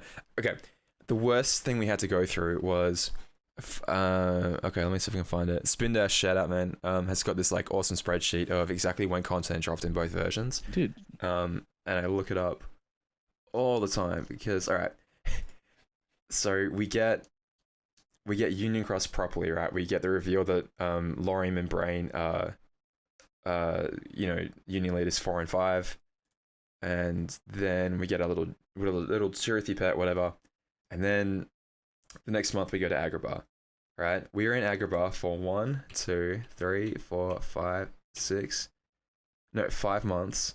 5 months straight of Agrabah, right? Ugh. So that's JP going through this 5 months straight, 55 quests of Agrabah. But then Global's looking at this going, we're still 6 months behind. So we're looking at them going, oh shit, they're looking at 5 months of it. We haven't even got to that yet. So it's like, you're just like dreading the content. Literally, you're dreading it, going like, because we know we're not going to catch up. Yeah. We're just going to have to sit through this and be like, oh, no, God, please. And just, it's like, just catch us up. Just please, God. Do you think they knew? It's not important dialogue. Do you think they knew that everybody hates Agrabah when they put it in Dark Road? I mean, it was definitely a meme at that point. Like, all the replies to all the Twitter posts, like, no, please, God, it's Agrabah again. Like, whenever like, it was in the trailer for the game. Agrabah. And nothing else to talk about. And everybody was like, are you fucking kidding me? Agrabah again? Yeah. So the problem is, like, they've established that worlds that Sorrow's been to multiple times kind of have to flow at a normal time period, right? Because, like, if a year has passed with Sora and Aladdin's like, oh, it's between Kingdom Hearts 1 and 2, Aladdin's like, oh, I haven't seen you in a year. Okay, you've established that Agrabah now runs at the same time frame that Sora is running on. Right. I think Wonderland is a great world because it's like, well, Sora only went there once. Yeah, Roxas went there as well, but it happened at the same time as, you know, Chain of Memories, whatever. So, like, yeah, we can just say that, time just moves very, very, very, very slowly here. And, you know, Sora just didn't notice it because, well, he was only there once. He was on went through it drugs. and then he left. Well, that's so. Yeah, he took some weird potion on the table and it's like, oh man, I don't feel so good. So yeah, I think Agrabah makes sense of like, okay, you're going to show off that a world is completely devoid of people, and just, whoops, it just happens to be the world that just like it was in Kingdom Hearts 1, yeah, completely everyone devoid is of people. completely sick of. Yeah. And 2. That's the huge bustling bazaar full of life and people. And it's just like, just a ghost town. Kingdom Hearts. Oh, at least 3 seemed to improve on that. Yeah, it did. Yeah, definitely. It's crazy how often they reference it though in those games, because like they say that in Agrabah, Olympus. They say it in Olympus at certain points, like look at the crowd or whatever, right? Crowd's going wild. Crowd's going wild. Give it up. And then in BBS, Yeah, the when ball. they're in the ball, they're like, "Wow, look at this ball!" And there's 3 people standing there. Ugh, that's the worst one. It is. It's so That's the bad. worst one. And I get that it was on like the PSP or whatever. So it's like, hey, they don't have the capability doing it. Well, don't point it out. Then Right. don't Why don't are make you- mention of it. Yeah. Why are you writing yourself into a corner? Couldn't they have just said, "Oh, the ball just got over it. Everybody left." You know, like, And everybody caught the carriages and went home. Yeah. oh, crazy. You know, like they could have done so many different things. Or even just like if they don't explain it, like, "Oh, wow, this bazaar is a ghost town." You know, like you could say anything else other than, "Look at this busy bazaar." Like, it's so It's funny 'cause bad. even Union Cross does that. Union Cross is like, oh, everybody just ran away because all the monsters are here. Now we can run around Agrabah and kill monsters with no Right. people. Just say that. like- That's okay. It's all you gotta do. Yeah. Or even more creepily, they all turned into Heartless. Yeah. Yeah. There you go. Yeah. And That's what I always felt about originally with Traverse Town, is that okay? There's like the first area is like the safe haven where the Heartless don't go, Right. and Yes. if you leave there, like this guy, he left, and so he got turned into a fucking Heartless. You gotta do and it. that's why. Travis. That's why, yeah, Travis. Travis of Travis Travis Town. Town. Yeah, Travis got turned into a Heartless, and then his brother Travis ends up taking over the shop. Yep. But yeah, that's how I always felt about it. And then, like Leon and Sid and Yuffie, like they can protect They're almost themselves. like protecting the first district. Kinda. Yeah, yeah. And then when they like leave it and they go into like the hotel rooms or whatever, or if they go into like the abandoned house or whatever. But everywhere else, there's like nobody because they all been turned into Heartless. Even the Dalmatians don't leave their house. Right. Well, I mean, they do. But once you put them back, they don't. Right. And they're still there to this day. Yep. We're so hungry. Oh my god. Did anyone check on those Dalmatians? Like, I left 101 dogs in a house. with just two bigger dogs, and apparently that's fine. Mm-hmm. A lot of weird dog imagery in There were Traverse Town. There would just be a shit everywhere. Yeah, 101 dogs. and they never go outside. Mm-hmm. So Imagine the smell. they're just shitting. Just be Mhm. shit everywhere. I call it the turd district. Right. The turd district. I like that. All right, are we done yelling? jeez. Are we done yelling at this gotcha game now? Can move on from this piece of Yeah. Can we move on? Rest in peace, Junior. I'm sure we'll talk about it again before it's done. But Yeah. for sure. and PC. even after it's done. But I haven't talked to you guys about that though. The whole Epic Store launch. oh yeah, that's coming up, isn't it? Very soon. Yeah, so I've watched recently, like, a bunch of streamers have been getting into playing the Kingdom Hearts series, and I sort of had two of them open the other night who were going through Birth by Sleep at about the same time, and the Kingdom Hearts 2 into Birth by Sleep about the same time. And I was always thinking, like, because I asked you guys this on a stream the other day, like, I wanted to do a video where I basically talk about, like, okay, this is like the recommended playing order. Because if you pick up the collection, you'd probably think like, oh, okay, well, it's listed in order for me there. Like, 1, Chain Memories Days, 2, Birth by Sleep Recoded, this weird back cover thing, 0.2, DDD, whatever, and, DDD, back cover, 0.2, and then 3. But, like, the problem with back cover is that you'd be right, you'd be thinking that, well, okay, these last 2 movies covered the DS games in a sufficient enough manner. So this one should cover the mobile game in a sufficient enough manner. Like, but it doesn't. It's literally the back cover to the book that you missed the entire rest of the book, but you only get a different take on the same story. So I'm like, well, I should get these key cutscenes out ready to go then, because it's like the one thing that PC players won't have. So that's what I'm trying to like rush out at the moment, is more or less all the, I think just the key cutscenes I'll put in a video and then tie the Union Cross ones in maybe a second video afterwards. Mm-hmm. That makes sense. Depending on what the ending is, yeah. Well, that's the problem, yeah, because Because if it's if something it goes huge, like full blown yeah. quadratum spoilery bits, then yeah, we're not gonna spoil that for them before they play KH3. When we talked about it on stream, if that's the case, then maybe you just take the cutscenes until KH3's release stop it there, and then you make a part 2 and you label it like, hey, watch this after KH3 kind of thing. Yeah, I think that'd be the way to go for sure. Mm-hmm.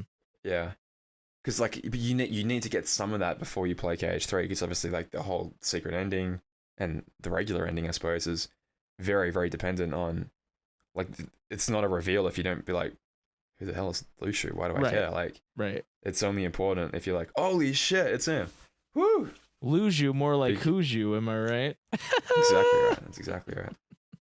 But yeah, no, I have noticed that too. There's a lot more like variety streamers picking it up, popular streamers playing these games, and for the most part, what I've seen in a very positive manner too. Yeah, like I haven't seen a lot of people shitting on it after they play it. No. Which is nice, because sometimes that happens. Because it's, there's the meme of, oh, story confusing, LOL, laugh, please. Funny Kingdom Hearts story too confusing, laugh, please. And it's like, it's not that bad if you pay attention. That's really all you have to do. You play in release order and you pay the slightest bit of attention. It's literally all laid out for you pretty clearly. Like, but if you try and jump in and watch just the secret ending of Birth by Sleep and be like, well, this is all too confusing. This makes no sense. The whole series shit. And it's like, well, yeah. The only thing, like, having played Kingdom Hearts 1 very recently, and then also having watched one of my favorite streamers, Play Alan Play, he's playing through Kingdom Hearts 1 for the first time. Never played it. And so he's like, he's dying a lot because it's a pretty hard game and there's a lot of mechanics that are just outdated. You know what I mean? Like the combat system's outdated. Sure. That's the one thing that I would be worried about for people who are like trying to get into it, is like that one is kind of rough. Yeah. Definitely. No, definitely. And I think if you can sort of just get through one, because I mean, you're like, oh, okay, I kind of get this. The Trick Master kind of kicks your ass. And Riku comes along and stumps you into the dirt. What's even worse is that someone's like, yeah, the chronological order is this, but you shouldn't do that. But then it's like, yo, if they were going to play, they're thinking in their head, people say you just got to get through one. I'm just going to get through one. They'll probably find some enjoyment. And not like, yeah, definitely. I'm not saying it's a bad game. Still got a charm for sure. But like, then they're like, okay, let's see what this Chain of Memories is all about. Awful, yeah. It's like such a monumental wall. Yeah. It's like you're telling me I gotta play 2 games that are pretty much the same story to get to the good shit. Yeah. Well, and a lot of people, once you get into Chain of Memories, if you're like someone who likes like deep systems like that, you'll love it. Yeah, I like it. But the tutorial is so long and terrible. Yeah, that's true. And I remember I hadn't played it in a long time, and then you and I sat down to do our Let's Play of it. And you were playing, and I was watching, and I was just like, dude, I'm falling asleep. This tutorial is so bad and long. I get it. You use the cards, and you add them up to beat the other cards. It's not that, like... Yeah. You don't need to tell me about this hooded figure for so long. What's crazy is like the original game does not do that shit. Yeah, regular Chain of Memories doesn't tell you shit. Chain of Memories, they just throw you to the wolves, dude. They go, here you go. This is a Game Boy game. Have fun. Yeah. I remember playing that on an emulator, like, God, it must years and years ago, and it just kicked the shit out of me. I was like, it's so hard. Why? I only could get like 5 floors deep. Well, because like you can like choose whatever order too, which is what I thought was like really crazy. And so like, you're like your second world, you're in fucking Halloween Town, and these enemies, you're like, oh my God, this big fucking dark ball is gonna kill me. I've barely done anything. But yeah, I remember just like saves coming for so long trying to get through Marluxia. Well, like Game Boy games too. Yeah, Marluxia sucks in that game. Game Boy games are so fucking hard too, dude. I remember I had this Teenage Mutant Ninja Turtles game that was a fucking like Metroidvania, dude. That shit was hard as fuck. Like you couldn't. You would have to like unlock abilities to be able to even like get to different areas and shit. That sounds kind of dope. What's this game? I can't remember. I think I still have it. But that sounds awesome. The game I want to play that. The game was hard as fuck, dude. You'd get hit and it'd chunk you for so much fucking health, dude. Oh my God. Dude, maybe we should play through original Chain at some point, like with. I'd love to. With an emulator. I mean, not an emulator. I will hold a camera over Jason's That's right. Shoulder. Game Boy Advance. Yeah, over my shoulder. Yep. Using official Nintendo licensed products only. Yes, That's right. Yes, not an emulator. We would never do such a thing. I'm going to. But yeah, back to Project what we were it. talking about like the order. Jason's right. That is a wall. one in Rechain's a wall for sure. I'm looking at my script for it right now, and I was gonna be like, well, I want to give it a guide to playing these games, I want to do it really, really quickly, but I feel like I need to make so many caveats to all the different games. I'm like, all right, 1 should be a good time. It's definitely aged a little bit, but it's still good fun. You know, the difficulty spikes, you'll get through them, blah blah blah. And then Chain of Memories is next, and it's a good game, but it'll seem like shit to you when you first play it because it's taking what you know. It looks so familiar, but it's very, very different all of a sudden because now you can't just attack freely, which you've been able to do this entire time. Now you got to play a goddamn card to do it, and it's good, I promise, but you might want to just watch the cutscenes first and then come back to it after you play 2, because I don't want you like stopping before you get to 2. Is basically the main thing. Yeah, and it's like if you get to 2 and you enjoy 2, you'll be good. Right. You're probably hooked on the series at that point, right? When Tara played through it, before we started streaming it, we played through 1 and she liked it, and we started Rechain and she was like, "Yeah, I don't know about this." And I said, "Do you want me just to like explain it to you and then we'll go to 2?" And she was like, "Yeah." So I just did kind of a rundown of what's important, those organization members, and I think she was a little more confused than if she would have watched the cutscenes, obviously, because it's not like I remember it word for word. But she just played 2 and was fine. And I originally just played 2 and was fine. So to me, that's Chain, it's so important. Cool meta part of it. Yeah, go on. I think it's important, but not necessarily to understand 2, but more in a way of stab depth to it. More in a way of, hey, that funny shit at the beginning in the Sanctuary in the CGI cutscene. What was that about? Like, it's more like I want to know more now. 100%. But it's so cool, right? Because if you played Chain of Memories, then you're Riku, right? You know what Riku knows. If you didn't, then you're Sora, because you wake up and you're like, well, the last thing I did was beat Ansem. He literally says, I have no idea what happened after that. And it's like, it's so perfectly meta of like, I'm in level 1 again, I guess. I don't know where the hell I am. Right. I'm in a weird white room, and you have no idea what happened if you didn't play the game.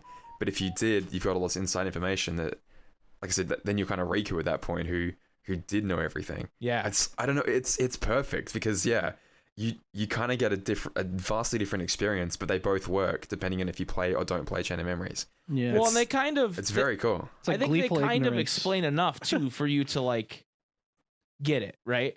They don't like say, hey, this is all the stuff that happened to Sora in Castle Oblivion, but Naminé tells Roxas like, hey, you're a part of Sora. You're supposed to go back to him. Like he lost his memories. Like, and while it's cool to have all that flavor and know that Sora, like obviously by the time you get to 3, you need to know that Sora fought Marluxia. So when Marluxia says, "Oh, we meet again, Sora," and Sora's like, "What?" You like understand. You're not Sora in that moment, right? But like, I don't know. I feel like there's something to be said about you can probably skip Rechain and go back to it if you want to, you know? I'd almost recommend, this is like insane, but I'd almost recommend playing like Kingdom Hearts 2 on like, let's say Standard or Proud maybe. Straight after 1. Then maybe Chain of Memories, then Days, then go back to 2. Because like Kingdom Hearts 2's opening means so much more if you're like, oh shit, this is immediately after Roxas has just done his... Right. Like he just finished his 358th day.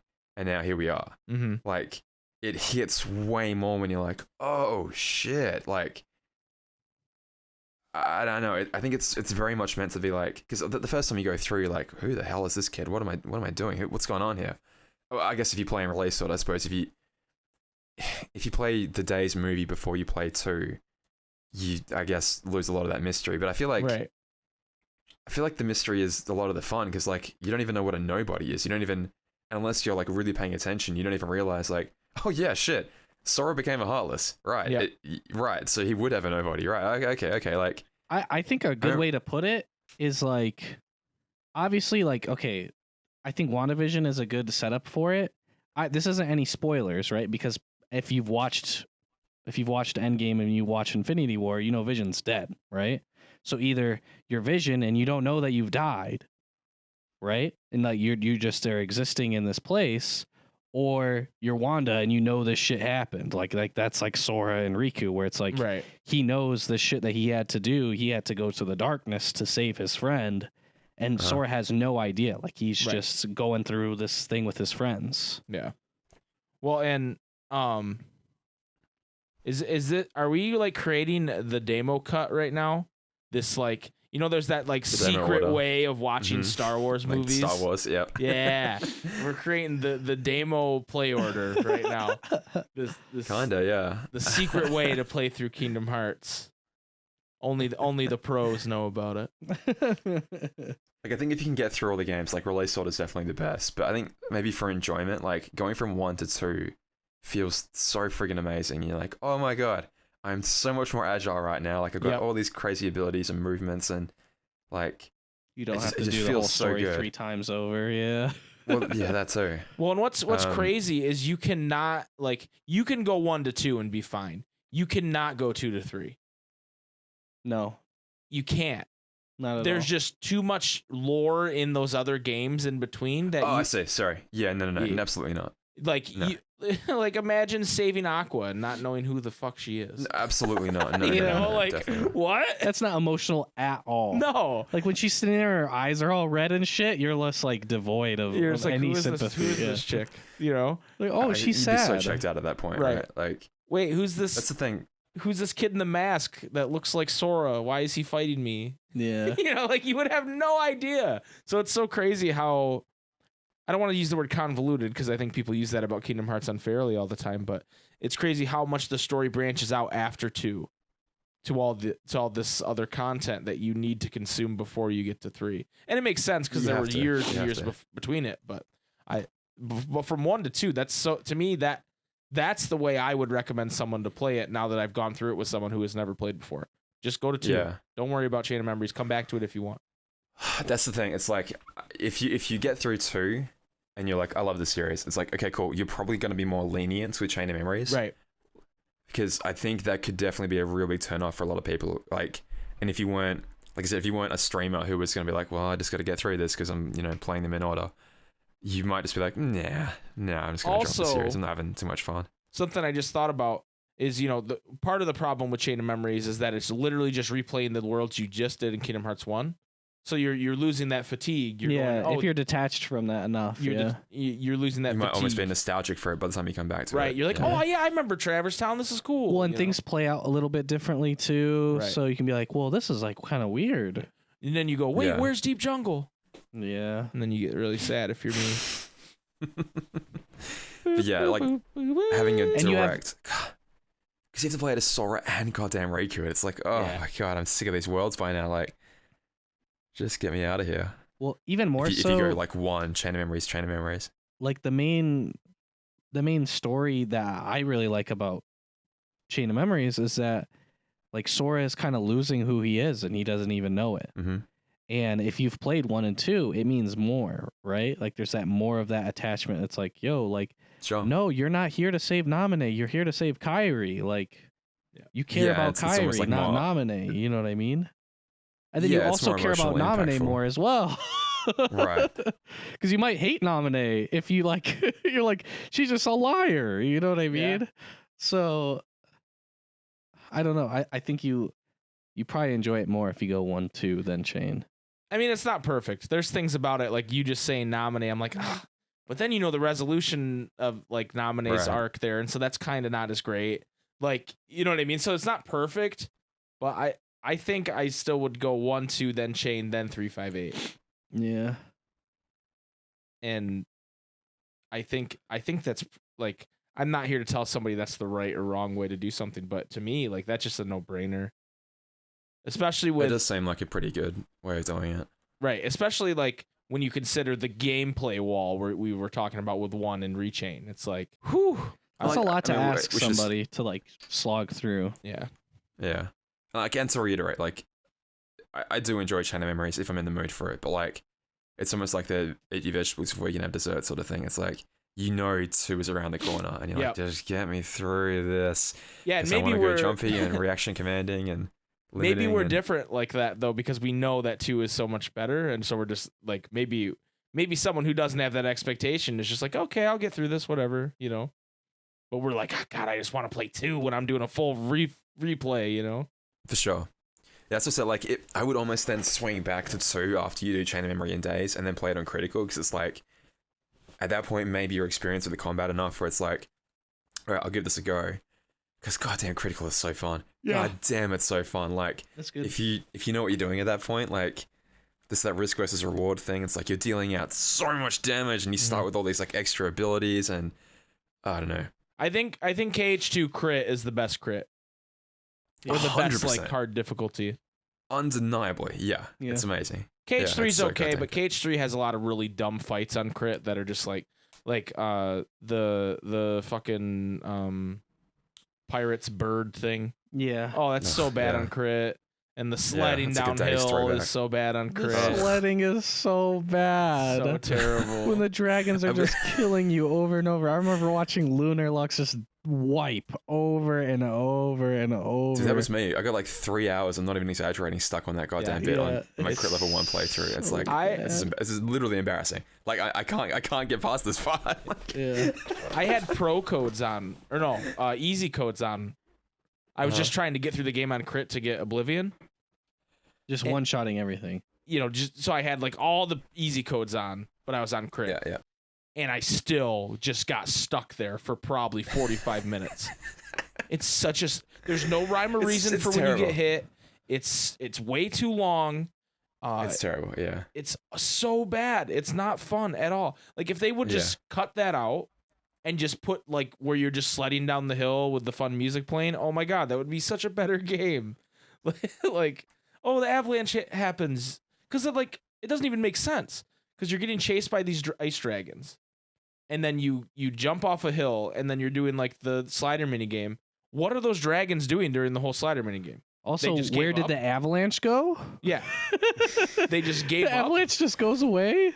It should still be chasing you. And then you jump, you Yeah. get to the end of it, and they're suddenly in front of you, like, haha, surprise. So I guess the idea is they like sped up. They're apparently capable underneath of that. the snow the entire time. Yeah. They could have done that the whole It's They could time. have just caught you. It's just terrible, yeah. It's so stupid. I hate it. I mean, and I that's do think about that a lot. Like, I like Kingdom Hearts 3 a lot, but there are some parts that are just unforgivable of that. yeah, Like, yeah. That's one of them. The Pirates of the Caribbean boss is really bad. The fact that you do more damage sitting on that Heartless and shooting missiles at it than the reaction Than command thing chopping they it, want you to do yeah. is so terrible. Like he has Yeah. way too much health. He's so bad. And a lot of this is like me, like, because I've been speedrunning it quite a bit.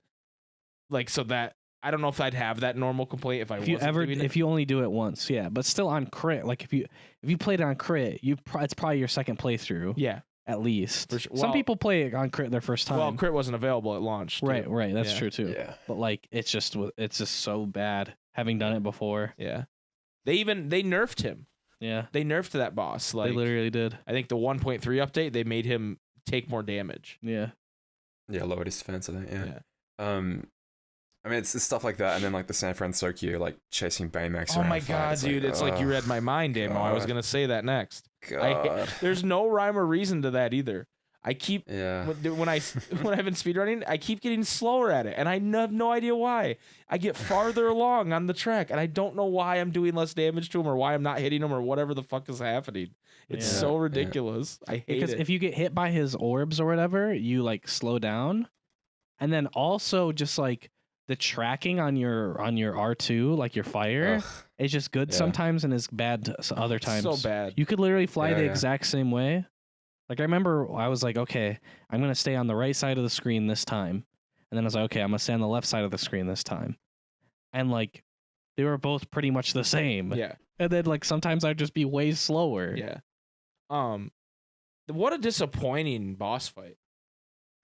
Because like conceptually, it's like, oh yeah, Sora's gonna be like, he's gonna be on the new Baymax, and we're gonna rescue the old Baymax, and on his back, it's gonna be great. And then you're like, oh shit, how do we actually like make that? Yeah, I don't gameplay? know. I Like, don't know what the solution is. You're right. I don't know what the solution is, but I hate that. Like, it's like, do you keep them both grounded? And then it's like, well, that's no fun. Like these guys can fly. We should be up in the air flying. And it's like, but the answer is on rails, sort of dodgy shootery thing. And it's like, Well, I ugh. think that the It's not the first way. boss kind of has the answer to it.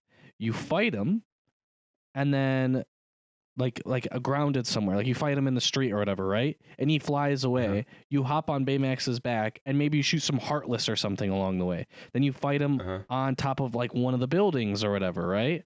Or then you fight him like on like the train tracks or something. And you could even have a fucking train come by. Yeah, that would be better. That'd be way better. Awesome. Yeah, that would be awesome. better if they did like a series of small contained fights. Just where have a in bunch of between health you gates, flew yeah. to him. That Yeah. would be really cool. Wow, 100%. dude.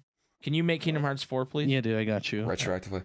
'Cause I'm I'll thinking, just like, as a have them make comparison, it, and think then of, I'll be like, yo, this is a better idea.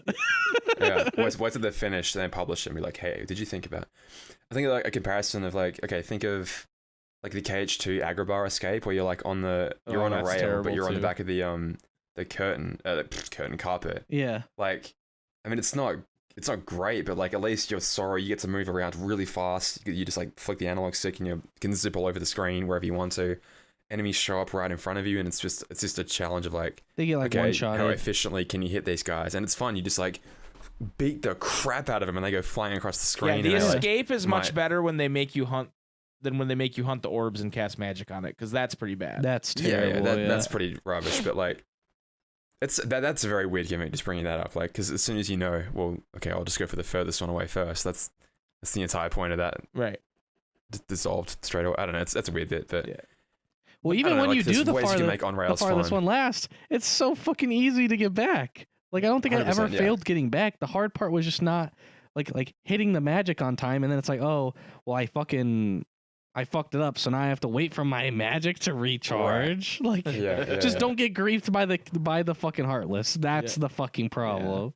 That's the whole thing. Yeah. I just remember, and I've said this before, but seeing the artwork they released of Sora Yep. on Baymax's back versus 100%. Dark Baymax, dude. Oh my god. It was so cool. So cool. And like that Yeah. was like the dream of Kingdom Hearts 3 for me, and then that happened, and it was like so disappointing. Like, I think that's the problem right there. Is like you basically envision this entire world based around that concept, and then you're like, ah, shit. Now we have to actually make it. Like, right? it's all well and good in theory, but like, Yeah. it's not fun to play. No. Oh, Well, dear. especially when you give it like, We've promised them a sky high fight on Baymax's back here, so when you only have like 10 minutes of developing like even like character development towards it. Like Yeah. Sure. they reference the card or whatever, but like he's only on screen for like 2 seconds because you had this like the data cubes or whatever that you had to fight previously, and you need to set that up. And then you have Dark Riku, who's like stealing the show. So then and the whole Dark- mini mystery of which one it is. Yeah, and then Dark Baymax, you're like, okay, this is the original. He's got like this fucked up like Heartless card in him. That's why he's Dark Baymax. Like, we gotta save him. But like, that's like 5 minutes. Like, it gets And like that literally 5 assumes minutes. you've watched the movie already. It's like, Yeah. okay, you've already watched this movie. We're not going to bother setting it up. You know that Big Hero 6 already happened, and Baymax got left behind. Whatever. Like, Right. oopsies. What? Speaking of Dark Riku, I mean, I'm not so sure we know what the answer to which Riku that is. There, do we? It's the Chain of Memories one, right? Because it's the point of is that vessel has important memories, which is why Namine can fit so easily into it. Because it's basically like, it's isn't it? It's the replica. No, it's not the replica, because yeah. the replica's inside Riku. Yeah. Remember the replicas But in it's Riku? but it's replica being a dickhead earlier in Chain of Memories, isn't it? Oh, I don't even know okay. anymore. I think it's supposed It's to be. before he had his change of heart. I think it's supposed. Isn't it supposed to be Riku possessed by Ansem? No. It's a That's what they thought. That's what they thought for ages, and then like, oh shit, it's because okay. So Maleficent Pete asks like, hey, do you know that guy in San Francisco? And she's like, well, yeah, but I don't know from when. I think it's like, I don't know which version of Riku that is either. Right. So to me, like, okay, there was a theory for a while, and I guess I don't know if people still even talk about this or they care, but there was a theory that the Riku that shows up in Big Hero 6 is not the same Riku that we get in the Keyblade Graveyard. Okay. That one is the like bad replica, and then the one in the Keyblade Graveyard is Riku possessed by Ansem from the past. And I was just Yeah. like, oh my god, why are there so many damn Rikus? Well, I mean, Remind exists basically to put that to bed, right? Because it's like, they literally lay out, okay, we have 13 enemies, and this is where they all come from. And it's like, these ones That's came from the right. past. That's right. These Okay. ones reformed today. And it's they definitely say, I guess I got Sykes saying Riku replica in my head for some Yeah. reason, but it's definitely. You're right. I forgot about that. You're right.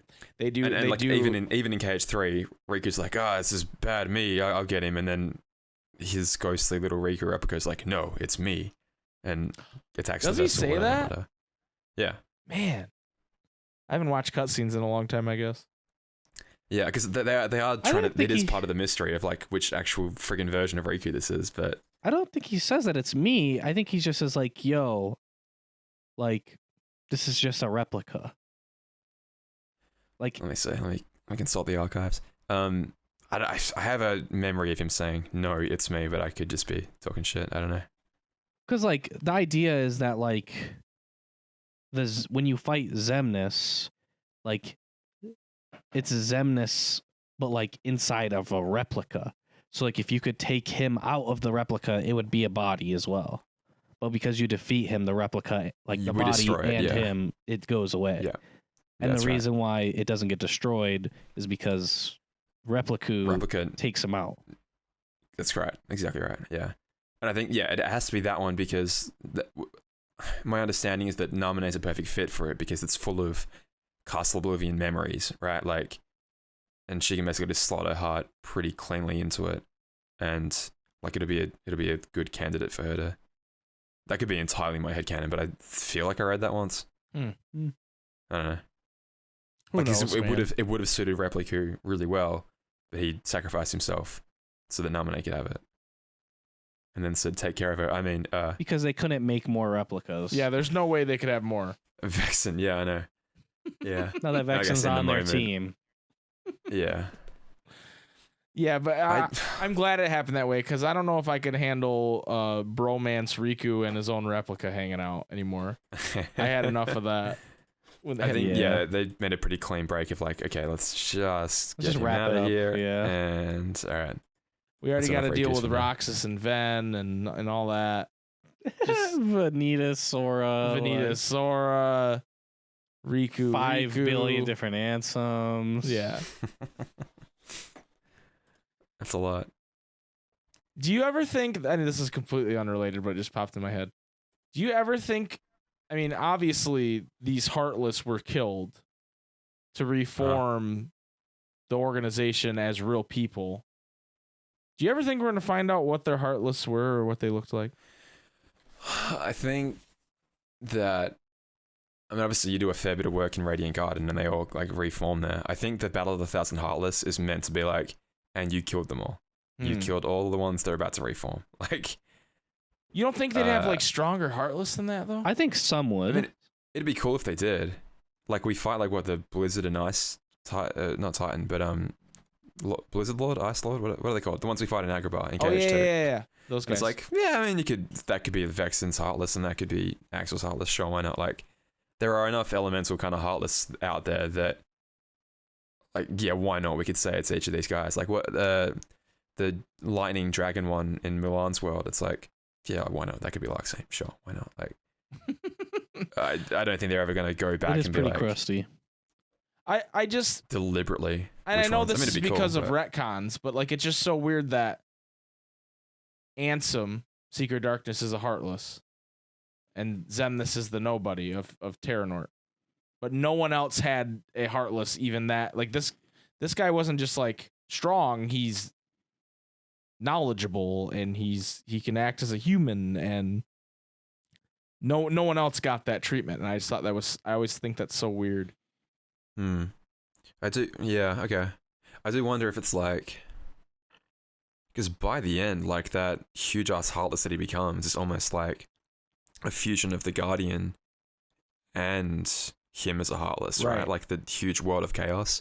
So I almost wonder if like the fact that he had control over the Guardian for so long, maybe Maybe the helped Guardian him had something. not fully lose himself. Yeah. I don't know. Or maybe know. parts of that are Heartless of the different organization members.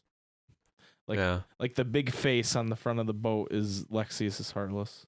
there you go. There you Well, go. and like you have to talk about the fact that like it's Terranort. Like it's So it's probably the biggest amount of evil that's ever been unleashed from a heart to be in a heartless. because it's Terra who already has a ton of darkness, and then fucking old man Xehanort. Right. Like, Yeah, that's true. a I don't know, 'cause, disgusting like, amount the of idea was that darkness. like Xehanort like forcibly stabs. You know, I mean, we see him do it to Zigbar. Zigbar, right? Yep. No, Braig. Sorry, we see him do it to Braig. Who And becomes it's like, Sigmar? is it that because he did it entirely to himself, he was able to maintain control, whereas like Braig was caught completely off guard and forcibly made into a heartless. And That's a good point. Presumably the others were Well, that's like what too. Mel's video makes a lot of interesting points of. Her most recent one. Yeah, where it's like Oh, I haven't seen that yet. it's really good. She basically like the main point that I really like from it is that, you know, Zigbar being Luju and being able to transfer his heart to other vessels, he's in the middle of possessing somebody. So that would mean When that he's stabbed, yeah. so that would mean that him and the person whose body he's in would be released, right?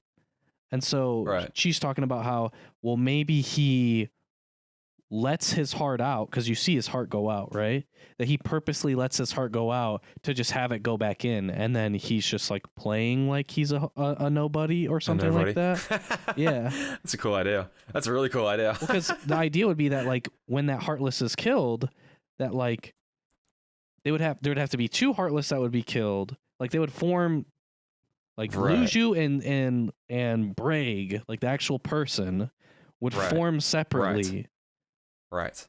That's all it's, even though they're sharing the one body. Yeah. Right. So the idea would be that like he purposely lets his heart out and then like off camera like sucks that shit back in. And then or just he spawn kills Braig. You know what I mean? Right. Like Right. like it's one of the two. So See, my theory on why he doesn't know where the black box is because like he knows that Xehanort is gonna like have Xehanort in one day, right? And it's gonna like impart his brain into, well, you know, partially start controlling him. And like, if I had this huge ass secret of my whole, you know, 2,000-year-old life, I would want to keep that from the guy that's about to be sharing a noggin with me. So like, I wonder if he's like removed memories of himself, including where the black box is, which is why he even sends Lucio after it in the first place. Luke sought after it in the first place, and seems to be trying to get everyone to go searching for it because he can't have that knowledge. And it's almost like when he's fully reformed, he basically gets all of the Lucio-ness back into him once Xehanort's basically being cleansed. I don't know. I think he still has yellow eyes at the end, so that's probably not even correct. But so you think maybe inside the box, like, is his own heart maybe, or like a fraction of his heart? Like I think that would be interesting. That like the Luju side of Zigbar is in there, but like he still has like some of it inside of Braig, right. and then like. So like he still knows what his like mission is, but he still doesn't know like all of the other stuff. Yeah, I think he's withholding enough of himself so that. Okay, like all right. So the question is like when I guess does Braig become like A, taken over by Lucio and then B, Norted? Because we can obviously see just after the Terra fight. Okay, just before I forget, but we know pretty close to when he gets Norted. But like, did he get Lucio-ified like way before that because he already knew Xehanort was going to be coming to Radiant Guard and looking for an ally, whatever. Well, maybe not looking for an ally, but then Braig is like, hey, me, I want a Keyblade too, I can help you out, blah, blah, blah. Yeah. Or did Lucio go, this Braig guy is sucking up to the Xehanort guy, who I think is going to start this Keyblade war one day. I should possess him and sneak in that way. Because Luju's definitely watching both Xehanort and... Like, the idea would be that he's watching the events of Dark Road, and then he's also watching the events of BBS. Right. Yeah, I have to assume he's never far from the Keyblade, and the Keyblade's obviously hanging up in the classroom in Dark Road right now. Yeah. And and yeah, obviously then Xehanort's been carrying it presumably ever since. Yeah. I assume Dark Road will show us the actual transfer of that. But I think that would have to be true. Like he would have to not have the knowledge of that, because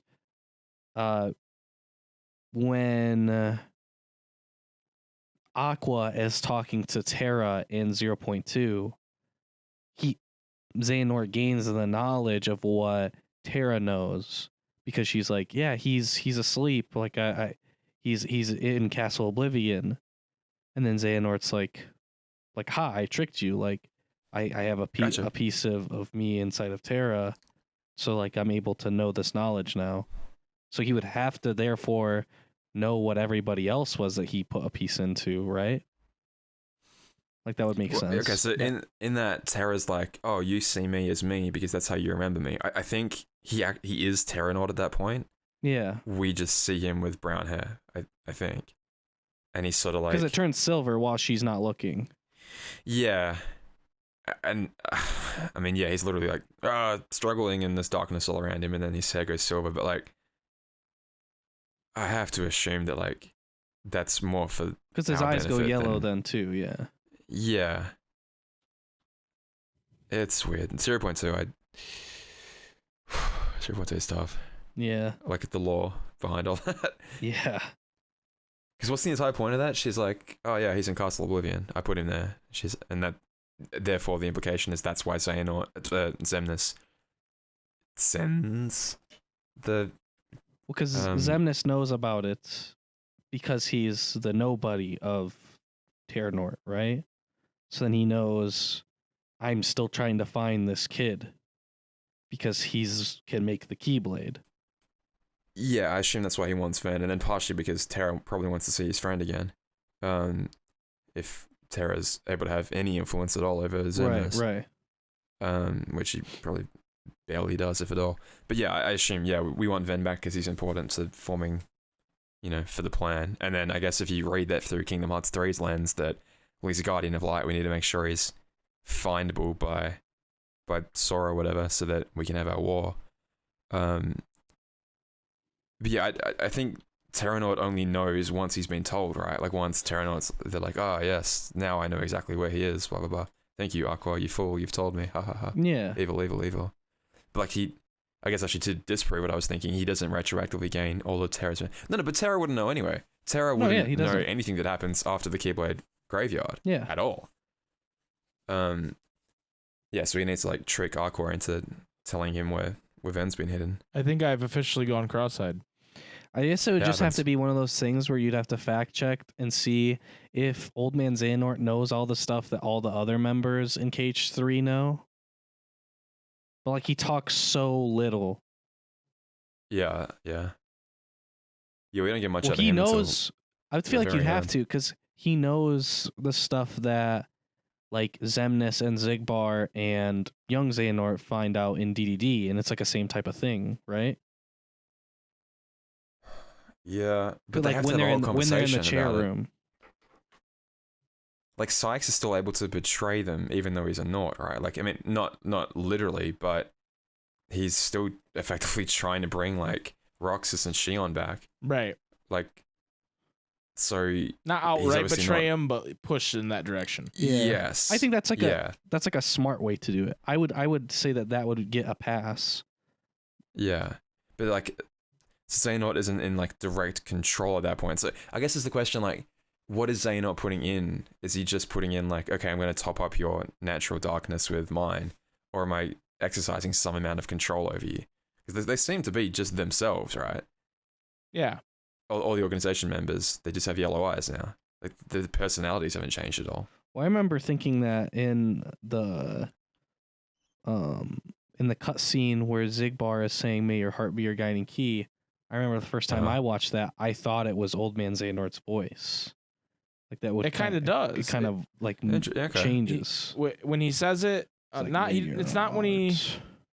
It's definitely very. It's gravelly, when he talks to. It's not when he says, "May your heart be your guiding key," but he says, "Join the hearts." Like it too. transforms in that. Yes. I love that cutscene. Yeah, it's a good cutscene. But I mean, because even then, like, Lucius find the spelling it all hearts out. joined to yours. yeah. Yes. Yeah. But he sounds Zigbar until he says that line. Yeah. And so, yeah, I always Okay. read that as part of being Norded myself as Okay. well. But like that's like But Nording turned out to be way Master of less Ignorance. important than we thought it was leading up to KH3 as well. Yeah. Like- I mean, it seemed like the Aqua being corrupted had way more of an effect than bloody being Norted did. Right. Right. Her almost being turned into a Darkling or whatever the hell was going on there Yeah. was. Because, like, yeah, like, when Terranor gets possessed, he is fully 100% possessed unless Terra's able to, like, momentarily fight back.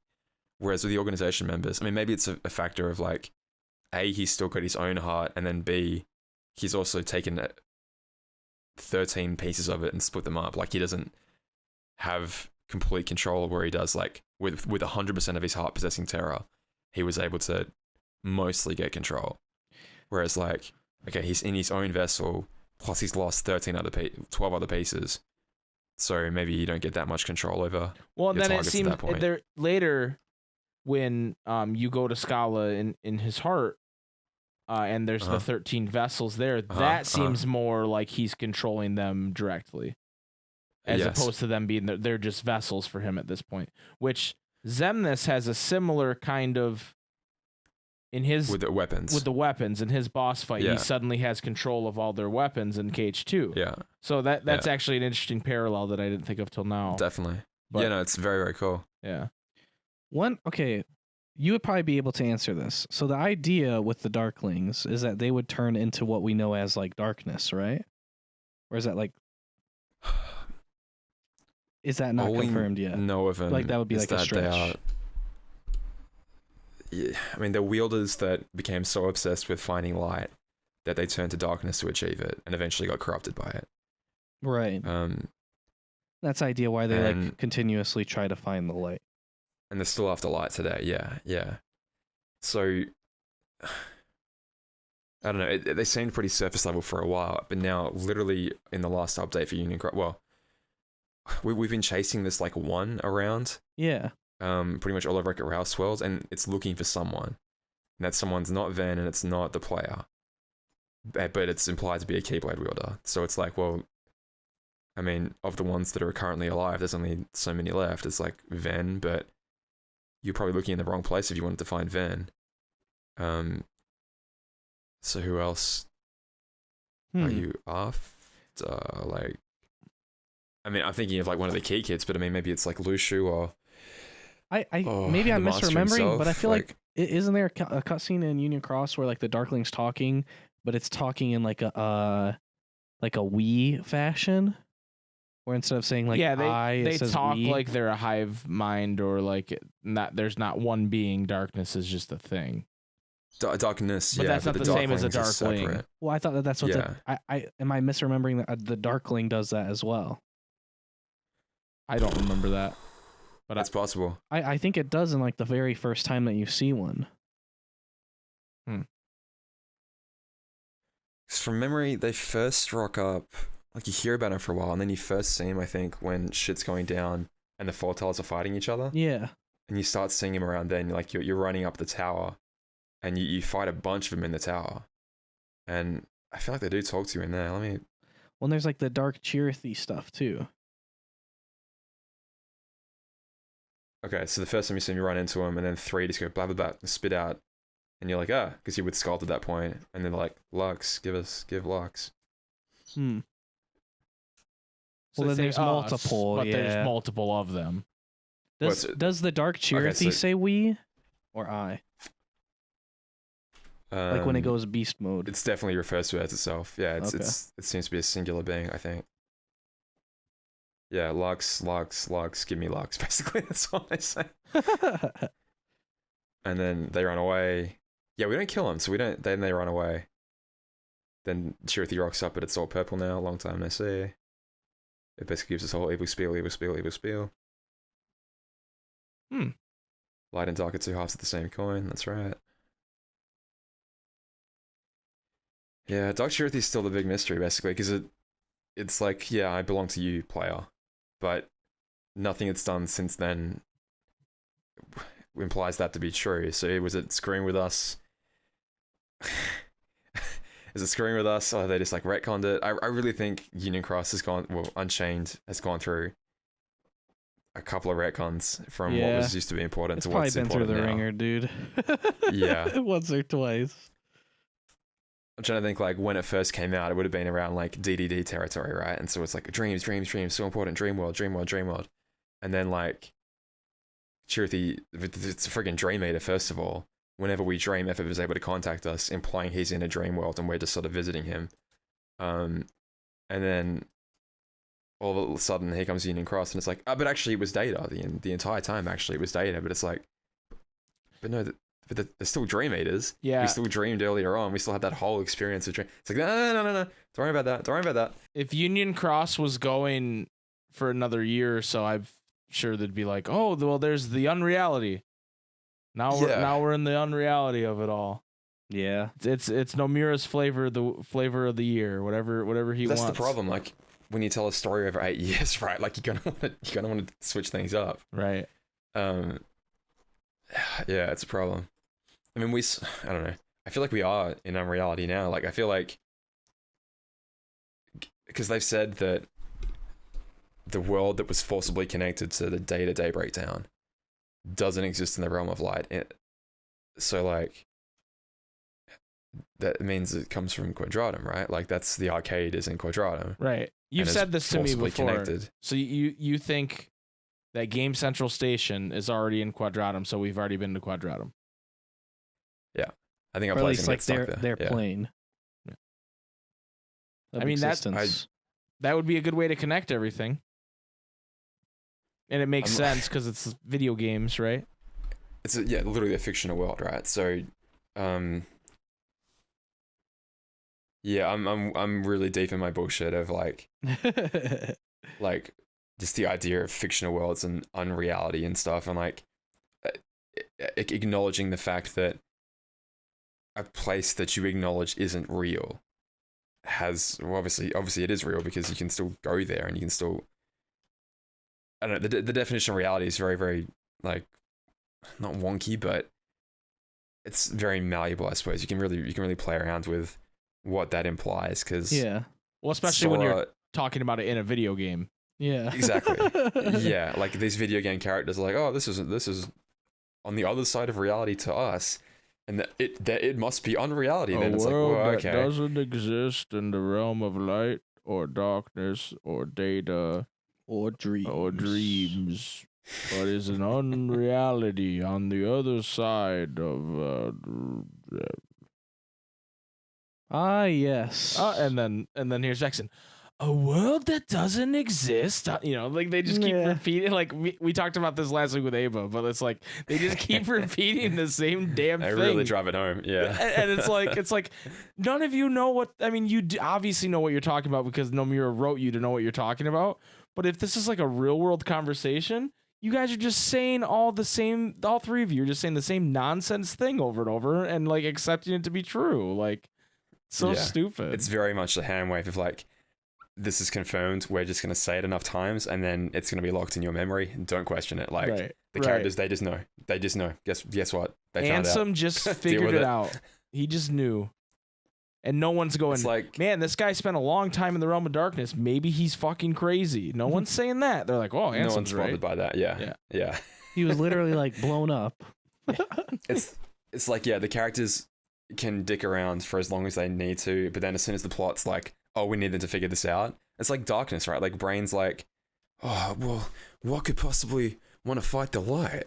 Darkness. Well, I guess there must be a sentient being of darkness running around this entire time that we've never seen. It's like, hey, hang on. You made that leap very quickly there. Like, you're 100% correct because the plot needs you to be, but like, you made that leap extraordinarily quickly and accurately. You didn't earn that one, Brain. No. Right.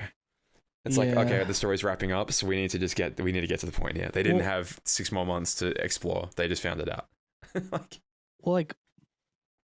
Why the fuck does Ansem the Wise have yellow eyes in KH2?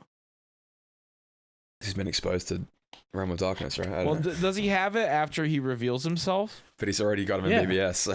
When he doesn't have the mask on it, or like the like fucking wrap or whatever, he still has yellow eyes. When he's not in blackface, Yeah. He still has them. Okay. They'll never figure this guy's out. Yeah, I don't know what the fuck that guy was thinking. He's like a mummy. Like, what's his deal? Yeah. I don't like, Yeah. I don't even understand the costume. Like, he's just Makes a an effort to mummy. disguise himself, but still talks like Christopher Lee. It's Right. like- Yeah, he still has. Yeah, it's so dumb. But like, he literally has yellow eyes when he's talking to Xemnas. yeah. Huh. Yeah, it's another one of those old Kingdom Hearts kind of don't worry about him. Well, he just keep going. has yellow eyes. He's not Nordic. It's just his natural eye color. No, he has brown eyes. I hate this. Yeah. When like yellow eyes always used to mean they're Norded. Yeah. But then after it's like, yo, no, never. It doesn't actually mean that. It can mean somebody who's just possessed by darkness because Aqua wasn't Norded, but she had yellow eyes. Well, Xehanort's the same way, right? Like Xehanort has grayish eyes in Dark Road because he's still an innocent baby boy.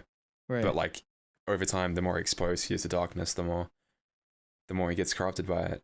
And yeah, that expresses itself through yellow eyes. I mean, I'm assuming Ansem's written to be the same way, that like he was this, kind ruler of this land, but then became so obsessed with protecting it that he dove deeper and deeper into experimenting with darkness, blah, blah, blah. Got a little bit corrupted, probably got spooked, and then was like, all right, no more. That's my headcanon. Like it's some like Odin shit. Yeah. Like not Odin from Kingdom Hearts. Wait. Odin. Wait. Wait a second. Oh my god. Well, Damo, I So think come we got to together. wrap things up because You don't talk for 12 more hours? yeah, I actually have to edit this podcast at some point tonight to get it out tomorrow. So, Oh lord. yeah, so In several hours. in several hours. Why don't you? I mean, boy. I think most people, if they're still here, they know who you are. But why don't, for just the sake, why don't you Posterity's plug sake. your stuff, let people know where they can find you. Alright, well, mostly on YouTube and Twitch, I suppose. I'm definitely going to be streaming if we do happen to get a Dark Union Cross update next Thursday. I'll definitely be streaming that. Yeah, unfortunately, I had to be pretty quiet lately because I've gone back to studying. So making less content than I'd like to be, but I've had a video I've been working on for a few months, and hopefully I'll get that out soon. The script's almost done. Well, It's coming together. It's insane. I can't wait for you guys to see this one. I'm God, I can't excited. wait. Dude, You I'm make- excited. You make the kind of content that people wait for. So don't worry. Put your quality on it. Get it done. People will be there when you finish it. Like 'cause that's the kind of our YouTube content. They're like, wait, why isn't there a podcast every week when there's not? They're like, Damo, we'll wait 3 months. It's He's fine, doing. dude." He's cooking up some great shit right now. When the longer you're the silent, the Martellus. more excited people get. I think you're one of those YouTube creators. But no one ever asks you, where can we find you guys? Well, they're already in the right spot if they're They're already Oh, they here are. if they hear this. if On they're YouTube.com? I'd either youtube.com at the Super SpikeGhetti Bros YouTube channel or on iTunes, Spotify, Google Podcast. I don't know what it's called. Any podcast, Anchor. We are the Ansem Report Podcast. And you already know that because you're listening to it. And you can also find us on twitch.tv/Super SpikeGhetti Bros, where we play video games, including Kingdom Hearts. Thanks, Kingdom Damo. That was so nice of you to shout us out. to let us shout ourselves out Yeah, on our own podcast. on our own dude. podcast. Thank you for On our that. own dude. podcast. There you go. Everybody, please, if you're not subscribed to Damo on YouTube, what the fuck are you That doing? is Damo279, Yes. dude. Go subscribe to Got him. it. He's a Got legend. it. He's gonna be back on the podcast again soon because we always seem to have 2-hour conversations where I go, oh, I wanted to talk about this or I wanted to talk about this, and we don't talk about it. So we're He'll be back. he'll be back is my point. But Damo, And I have dirt on him, so he has to come yeah, back. he's That's right. we're blackmailing Damo to be on the podcast. Damo, thank you again, my friend, for coming on. We appreciate Thanks, you. guys. And we'll see you soon. See you, buddy. Actually, Damo, do you want to say the outro, dude? May your heart be your guiding key. Thank you, Damo. Dude, that made me like Pog IRL, dude. Yeah, that was I was like, that was way more epic than I expected. fuck off.